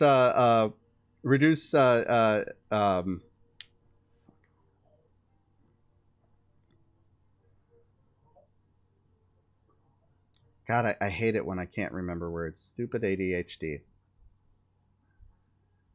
Regulations. Reduce regulations. Gut regulators. You know, the thing that they've been doing for the past 50 fucking years. Now our food is killing us. Now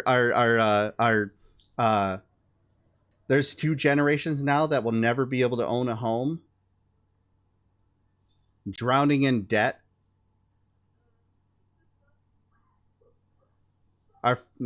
Like I said, our food is killing us.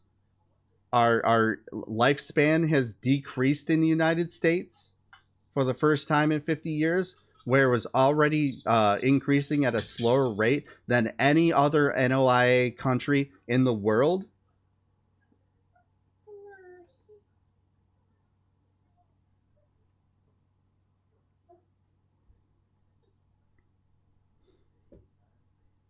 Like, seriously, what is the plan that they have?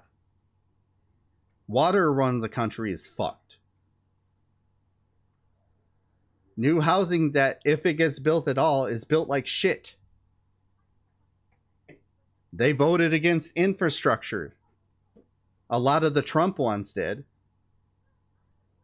And the actual plan that would have done more for infrastructure, more targeted towards, I don't know, what did I just mention? Water? Fixing water systems around the country as we see a further increase of lead in the water around the country. Hello from Flint, Michigan. What's their plan for that? Oh, they voted against it. Oh, they filibustered it, so you needed 60 votes in order to pass it. And then their buddy in the Democratic Party, Joe Manchin, tanked it. Oh, okay. Eli, no. Stop it. Leave my guitars alone. Come here. They are the party of no ideas and bad ideas. While they're getting you upset with, you know, absolutely fake controversies like trans people and, you know, critical race theory. Things that have always existed and never were a problem before, but are a problem now. Eli. What is their plan? Eli, What about has positively affected you? Eli.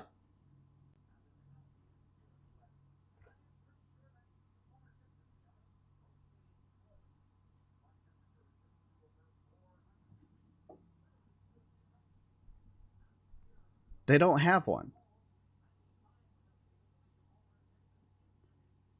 Their plan is to harm you and the people around you just so you can laugh when people to the left of you go, this is fucked up and stupid and things need to get better. And you're like, ha ha, look, they're having a bad time. But I'm also having a bad time. It's their fault. The people who aren't in power and haven't had any power for 50 fucking years.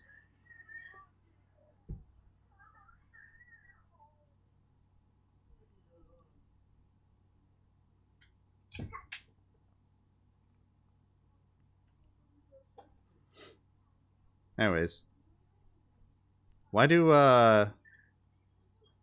this is some good questions from Kay. Why do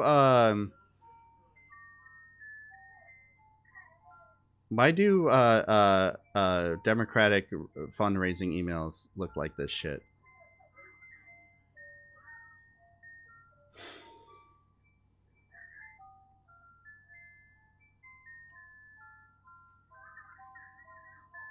Like, I get this shit too.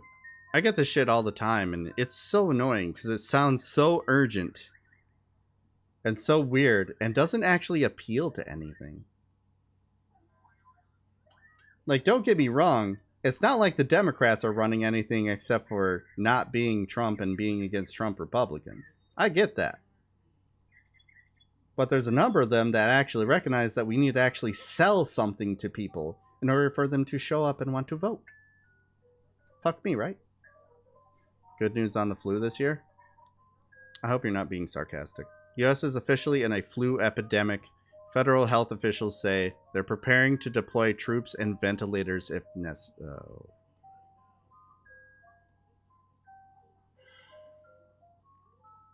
U.S. has crossed the epidemic threshold when it comes to flu, federal health officials said Friday, as they outlined plans to deploy troops and FEMA personnel and supplies like ventilators if needed in response to a nationwide surge of respiratory illnesses that also includes RSV and COVID. U.S. flu hospitalizations are higher now than they've been at this point in every other flu season since 2010 to 2011. Officials with the U.S. Centers for Disease Control and Prevention said on Friday on a press call. The country is seeing a resurgence of non-COVID respiratory illnesses like flu, RSV, rhinovirus, and enterovirus with background levels of COVID.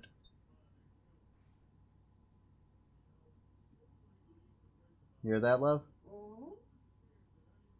That's awful and scary. And this is why we still wear masks in public.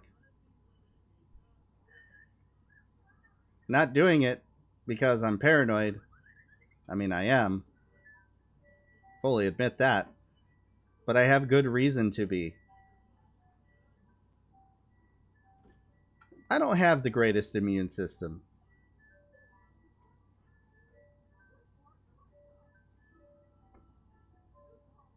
Got my third COVID booster and flu shot last week. I need to get my flu shot. Eli got his flu shot, right? Oh shit. He was supposed to go for a second COVID shot last week. Was it last week? Yeah, they sent me an email. I forgot about it. Oh shit. Okay. Well, we'll get a hold of him and get him in there. I need to get my flu shot. Glam needs to get her flu shot.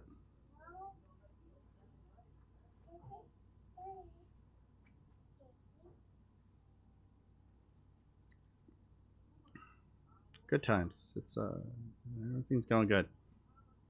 Anyways, here's a classic Michael Brooks clip regarding that.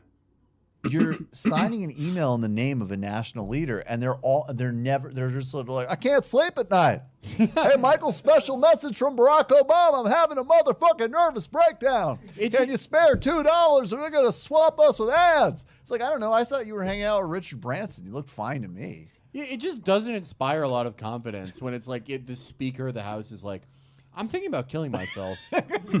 Like, and it's like I was saying, like I used to, because I put my name on the press thing for like Republican events. Right. I would get the Republican ones, and the Trump ones are just the fucking greatest one. Of course. Democrat ones, like they're just like it would be like after the Obamacare ones, it was like urgent. We are going to be killed.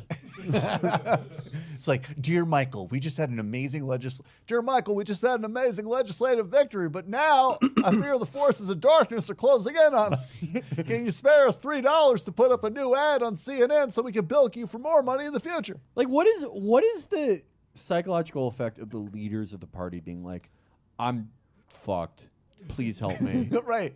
No, because those literally are the email. Like, I remember in the build-up to the midterms, because I was trying not as effectively as you to get off of the DNC list until a couple weeks from the midterms, because it became psychologically fascinating, because you literally would get like from Nancy Pelosi, from Chuck Schumer, like, I am disappointed. Yeah. I am afraid. Yeah. It's like, what the fuck?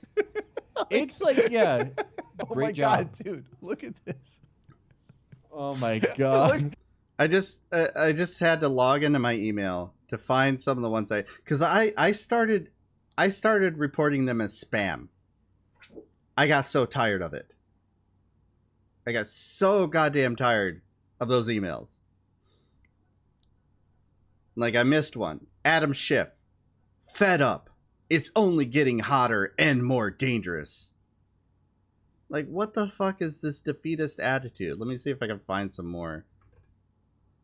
More from Adam Schiff. 218 to 217 Republicans. CBS News reports that if young voters and voters of color match turnout 2018, Democrats can keep our House majority. Like, all right, bro.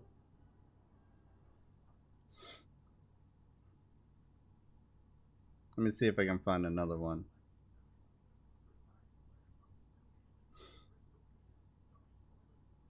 I just found an email that I had been looking for. It's like, I'm not even kidding you. I've reported so many as spam. Because just why? Absolutely why? Adam personal. I'm about to make my last big contribution to Dems. And it's Adam Schiff again. Here's an important update as we enter the final stretch. I'm about to make one of my last big contributions to House Democrats' campaign arm. Already this year, through your support and grassroots activism, we've raised and given almost $14 million for House Democrats. Like, okay, so what are you gonna do though? Like, as shitty as all the Trump emails are, they're celebrating like victories that they did in Congress, and they're like, we went ahead and we passed these massive tax cuts that are going to be perfect for you and other rich people. Give us money so we can continue to gain these wins. And Democrats is always just like, the whole entire fucking house is burning down if you don't give us your fucking money. What are we going to do with it? Raise more money because we need it.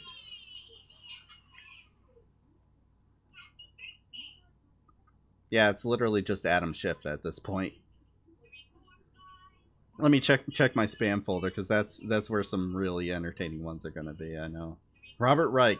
One final request. Will you donate $5 to stop the MAGA takeover? Yeah, what are you going to do? Let's see here.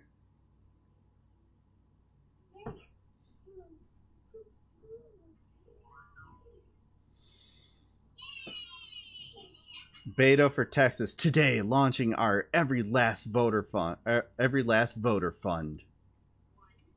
Okay.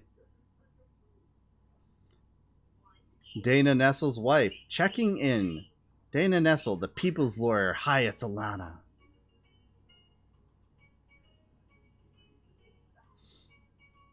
Gretchen Whitmer. I'm going to keep fighting for the future of our state. That's better. What are you going to do? Beto O'Rourke. Our very last TEC fundraising deadline. All right. All right. From Dana Nessel. Final plea. Like, what the fuck is this shit? What is this self-defeating bullshit?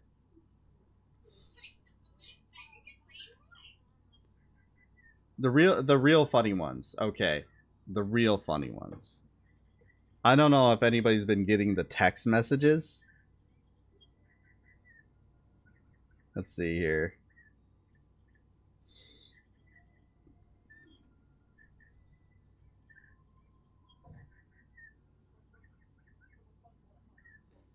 Alert! Trump favorites J.D. Vance and Herschel Walker are both on the verge of defeating our Democrats. Polling in Georgia and Ohio is tied. These races will come down to every last vote. Can you pitch in $40 now to help Democrats like Raphael Warnock and Tim Ryan turn out the vote? Wait.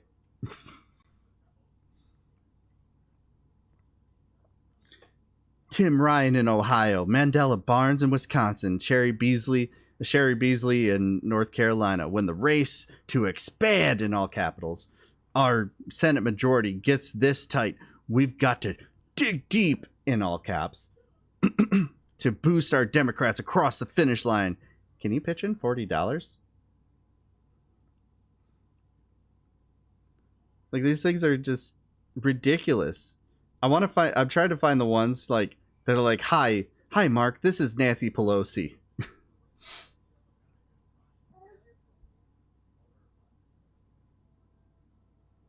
Get down. Stop stepping on me.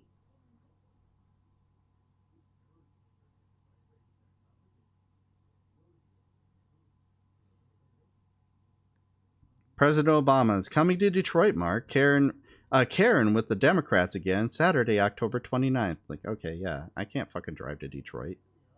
Kidding me? It already happened, though.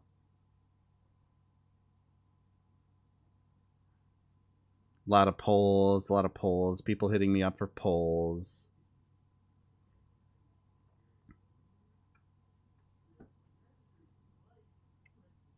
That's something different.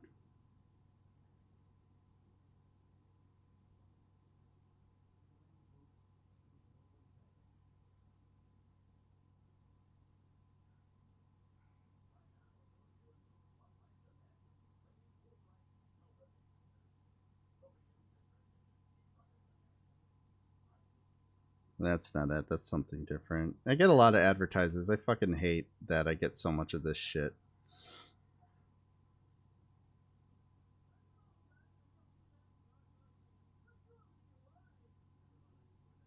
God, I want to find the one from Nancy Pelosi. Maybe I already read it on stream.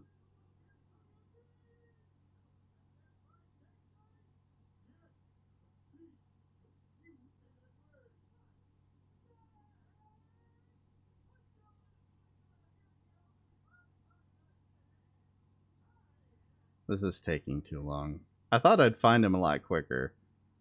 Just this self-defeating bullshit from them. It's goddamn ridiculous.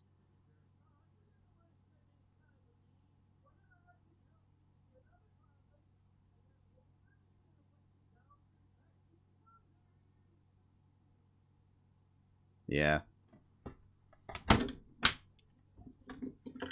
Some little girl just came to my door selling chocolate bars for $2. I gave her a 20. Nice. Nice. Let's finish the rest of this. See, I'm not exaggerating. Oh my god. Okay, these are. I'm bleeding. And it's from Paul Bagala. Who's answering that? I love it. It's like they don't even. Okay, so it's one that we have. Literally, Nancy Pelosi, kiss all hope goodbye. What the fuck? Kiss all hope goodbye. What is the matter? I bet someone had, like, statistically, someone's killed themselves because of one of these emails. I'm just betting money here. Jesus fucking Christ. Oh, here we go. In one of my other emails. Because for some reason, my my fucking the one that's linked to my Twitch account, it gets more of these emails now. See here. Chris Small's upcoming event. I actually kind of want to see if I could join that. What time will that be? This Sunday. Virtual rally. That's cool. Okay. November 6th at 7 p.m. Eastern Time.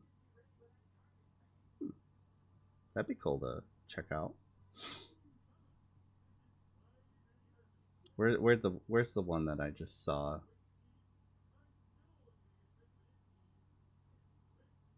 Oh, from Move On. Don't despair. Help turn out voters. From Eric Alterman. Altercation. The Pelosi attack as a right-wing big laugh. These are fundraising emails. Like, for fuck's sake. Update on early voting. Unexpected news. Another one from Move On. We can still stop the 3 most dangerous election deniers. No, nothing about what you're going to do. None of that. Just doom and gloom. Doom and gloom is coming. What are we going to do for you? We're going to prevent these people from taking over. When are they going to understand that's not enough? When? And do they care? Quick reminder, with 10 minutes left, we have not hit the sub goal. It would be nice to hit that. If nothing else, donate directly via the dono link in the bio or !dono. Because money's tight and we still have not heard anything from our short-term disability. All right. The last 10 minutes. Let's laugh at right-wingers being upset about Brazil. I've been wanting to get to this because it's fun. It's fun. Tucker Carlson questions election results in Brazil and calls it propaganda for social media sites to crack down on election lies. Now, keep in mind that literally no Brazilian officials will go along with the idea that there was election fraud. That shit only works among the absolutely deluded morons in this country.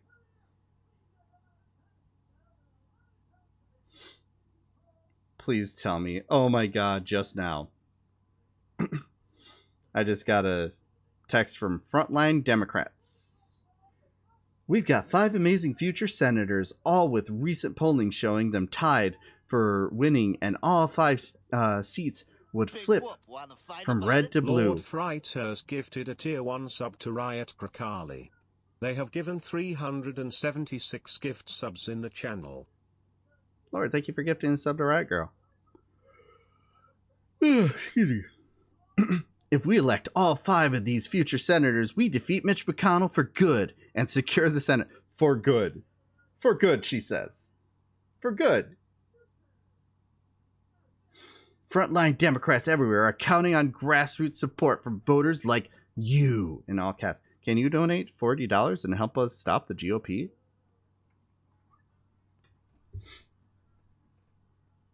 It's just endlessly amazing how much they think that that's something that'll work.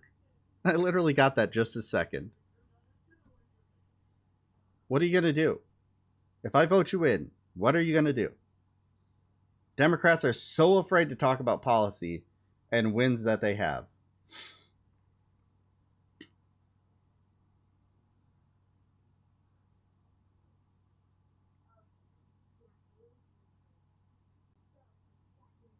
All right, let's see what Tucker has to say.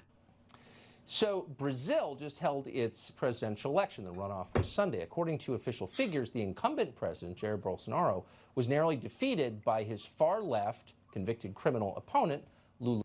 Hold up. No, he was not a convicted criminal. He was falsely convicted. To the point where they let him out. Because they had no actual evidence of any corruption against him. So no, he's not a convicted criminal, Tucker.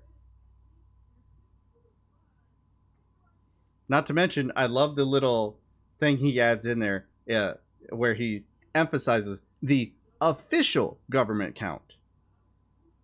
According to what they say, he says with a wink and a nod. Da Silva. The margin of victory is less than 2%. Now, there are a lot of questions about this election, whether all the... No, there's not.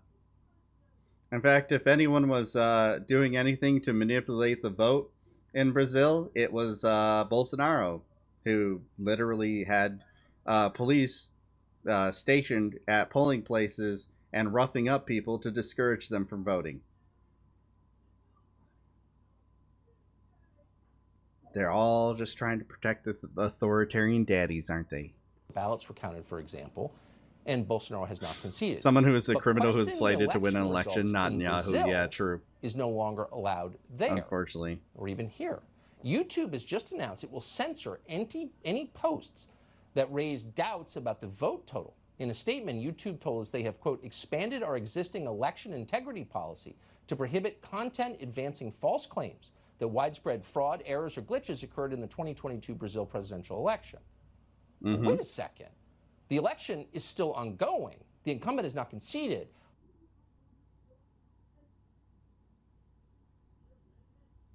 Nah, it's done. It's done. January 1st. Fucking Lula takes over. You lost. Your policies are stupid and not popular, and never have been. It's just usually the alternatives running against them don't run good campaigns because they don't believe in anything. They don't talk about what they're actually going to do. And here's Lula over here, like, I raised people out of poverty and made you literate before. I'll do it again, only better. And people were like, "Oh yeah, that sounds good." Tipped you instead of subbing another. I'll appreciate that, Port says. I don't know why it didn't go through. Did you do it through the Stream Elements link? I'm wondering if I accidentally have the wrong one.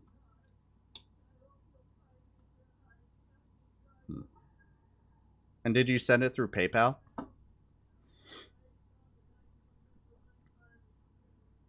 Either way, thank you. I'm not sure how much I got, but thank you.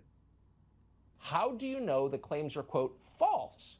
Well, That's of course weird. You don't. It didn't pop you are up. taking I sides don't know why. and using censorship to cement the results in place. This is propaganda. No, Tucker. This is propaganda. YouTube is interfering in a democratic election in a sovereign nation. No, they're not, because the election is over. They're saying, hey, don't be a dipshit and spread out conspiracy theories that aren't based on any real fact, because the government got mad at us last time when we didn't do anything about that, and it caused someone who was, you know, terrible for the country to get elected based on shit that wasn't true. How is that allowed? I just explained it, Tucker. Were you not listening? I don't know. Anyways, the Bolsonaro supporters having a real normal one. Celebrating news of arrest of Alexander de Moraes, minister of the Brazilian Supreme Court, for supposedly fraud in the elections that benefited Lula. But it's fake news. Moraes is not accused of anything, let alone being arrested. They're just...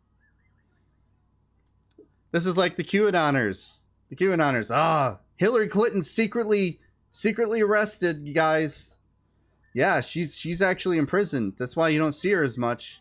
And Trump's actually in charge, and that's not actually Joe Biden. But also, it's a leftist takeover, and Joe Biden is a communist dictator. Don't ask me how. I'm going to show you a picture of his ears and not know what a facelift is.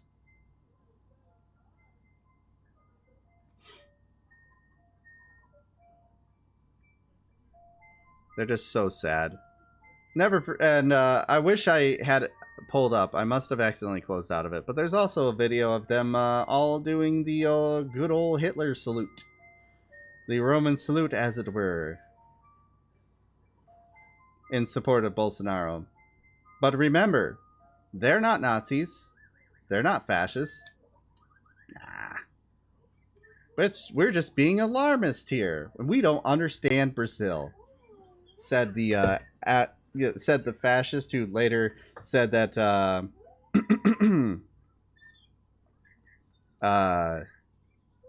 fuck, the helicopter guy said that he didn't go far enough. Didn't drop enough people out of helicopters, you see. Pinochet, yeah, thank you. Said Pinochet did not go far enough. And I was like, what? Yeah. Good shit. Oh, and also, we got some very, very quiet Evalde news. You notice how that's fallen out of the whole press junket. No one's paying attention now. Let's release a bunch of shit that we didn't release before, that we knew before. And we now have a very clear idea of what happened. And it ain't good. This is, get your ACABs ready, because 4 Uvalde victims were still alive when they were pulled from the classroom May 24th, raising whether any could have survived by a faster response. As the investigation turns to that question, an Austin doctor is leading a team to study victims' survival chances. Teacher Ava Morales, who called husband after being shot, died in an ambulance in the Robb Elementary parking lot. New information shows. One child died in Hondo on the way to a San Antonio hospital. 2 children died in Uvalde Memorial Hospital. The Uvalde EMS director, speaking publicly for the first time, says ambulances were on the scene within 5 minutes of the gunman entering the school, but instructed to stage more than an hour. I know we were ready, he said. Over the next hour, many other medics arrived and just told, no, you can't.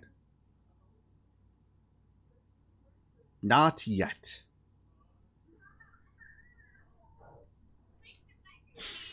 Dr. Mark Escott, leading national experts in emergency medicine and forensics, said mass shooting reviews have found them highly lethal. They have made no determinations in Uvalde, but he hopes to try to get answers and one day share them with families. But the evidence so far points to, if they would have had, like, you know, a fast response, a lot of those people could have been saved. Time is of the essence when you got a, you know, gunshot wound. And the longer you wait, the worse it gets. And the police were just like, no, we're not going in either. Just wait for this to play out. Just wait for this to play out. We'll see how this goes. When are we going in? When we feel like it. When we feel like we can. We'll do that. When it's the least amount of harm to us, you see. What do you mean I'm supposed to throw myself in the way of bullets to save kids? No. I have no constitutional obligation to protect anyone. Didn't you know that?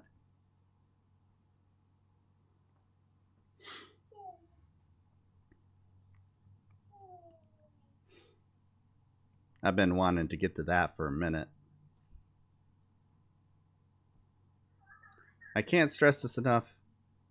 All cops are bastards. All cops are bad. It's not a few bad apples. It's a few bad apples spoil the bunch. If your dad is a cop and you're like, he's a good cop, no, he's not. Fuck your dad. I'm sorry. He's probably covering up for somebody. And if he isn't, retaliation is coming. Because that's what happens to the good cops who try to change the culture. Hey, Eli, no. Hey, no. Don't touch the screen. Eli. Eli, it's his lunchtime, anyways. Hmm? I gotta make him lunch. Yeah, it's actually kind of late. Yep, fuck your cop dad. Sorry, not sorry. And let's see here. I think this, yeah. Just a quick story in case you're still equivocating about whether or not you want to vote blue if you live in a swing state. Look, nice seeing you in Jay's chat last night.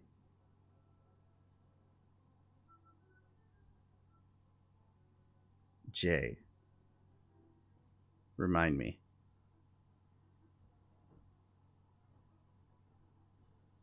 Oh, you weren't talking to me. Oh, okay.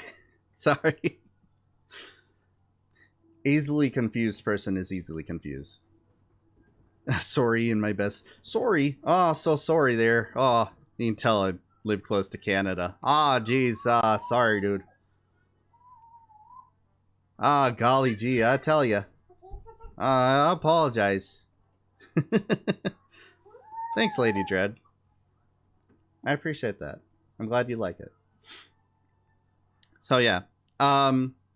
Again, I will never push you guys to vote blue no matter who. I understand, but consider the alternative. I know they're not doing enough. I know they got to earn your vote, but also they're coming to harm people. Case in point. Fine. Here's a commitment to America. What does it say in there? To save and strengthen Social Security and Medicare. This simply means is we're not touching it.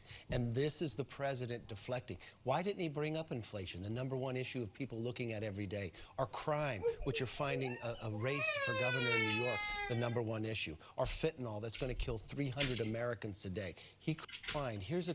Mm-hmm. Do you know what they mean by that? When they say a commitment to strengthen Social Security and Medicare, they mean they're going to cut it. What they believe is going to strengthen Social Security and Medicare is privatizing it.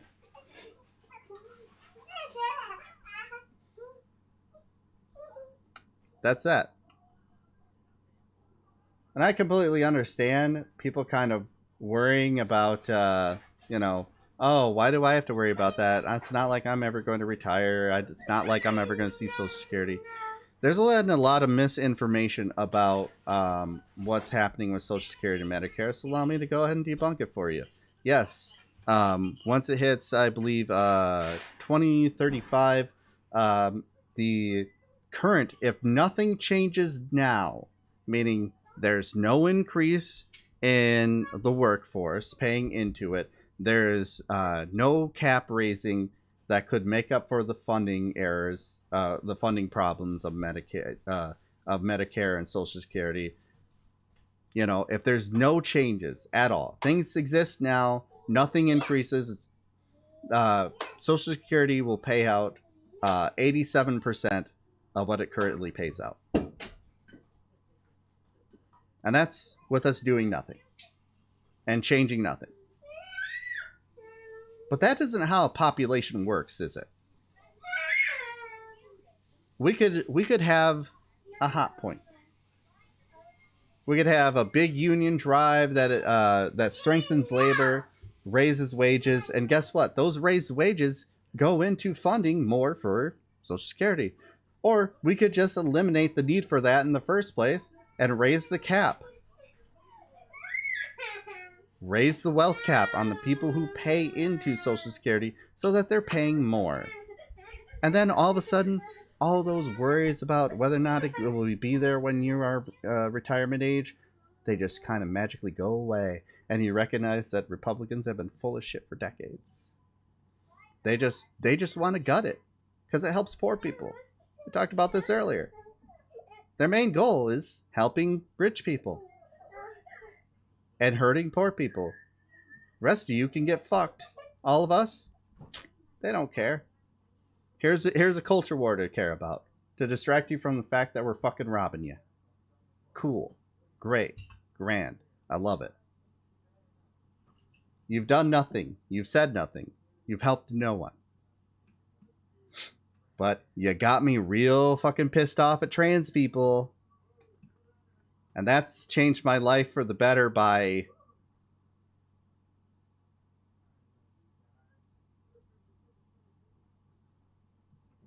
nothing. Eli. Hey. Just stop. No, don't go back to it. Eli. Don't go back to it. So, last lesson of the day. Not only do they not care about you, they lie. Alright, let's go ahead and find somewhere to raid. Oh, we were going to raid Doodles. That's right. Let me just clear out my links. And a quick reminder, if you weren't here for it earlier, we will not be streaming tomorrow. I'm taking Sundays off from here on out because combination of mental health and doing 4 streams in a row is just real fucking taxing, and it's been real difficult to keep up with that. So I wanna be able to give you guys the good content, and I'm incredibly stressed out at all times. But we're gonna raid Insomnia Doodles. If you guys didn't spend money on me, then give money to the fundraiser that Insomnia Doodles is doing right now. Insomnia Doodles, a great person in this community. Lots of fun. If I can spell insomnia right. and also developer of VR. So you guys enjoy that. And hey, if you were one of the wonderful people who subbed today or got gifted a sub, post that in Doodles chat. Everybody loves to see that. I love every single time we raid somebody, they see that posted and they start giggling. And they're like, cut the shit open the pit. Yeah. Like, hell yeah. They get it. They fucking get it. But also, last homework assignment. Follow me on social media, especially TikTok, so that I can hit 1,000 followers on TikTok, and we can also stream there. I'm gonna have some fun. I post TikToks when I feel up to it. But you guys, I'll see you Monday. Have a wonderful weekend. Please try. I know shit sucks, but yeah. Have a good time. Bye-bye. Amazing. That is amazing. Amazing. Amazing. Isn't that amazing? That is amazing. Amazing. Amazing. That is amazing. Amazing. Amazing. Isn't that amazing? That is amazing.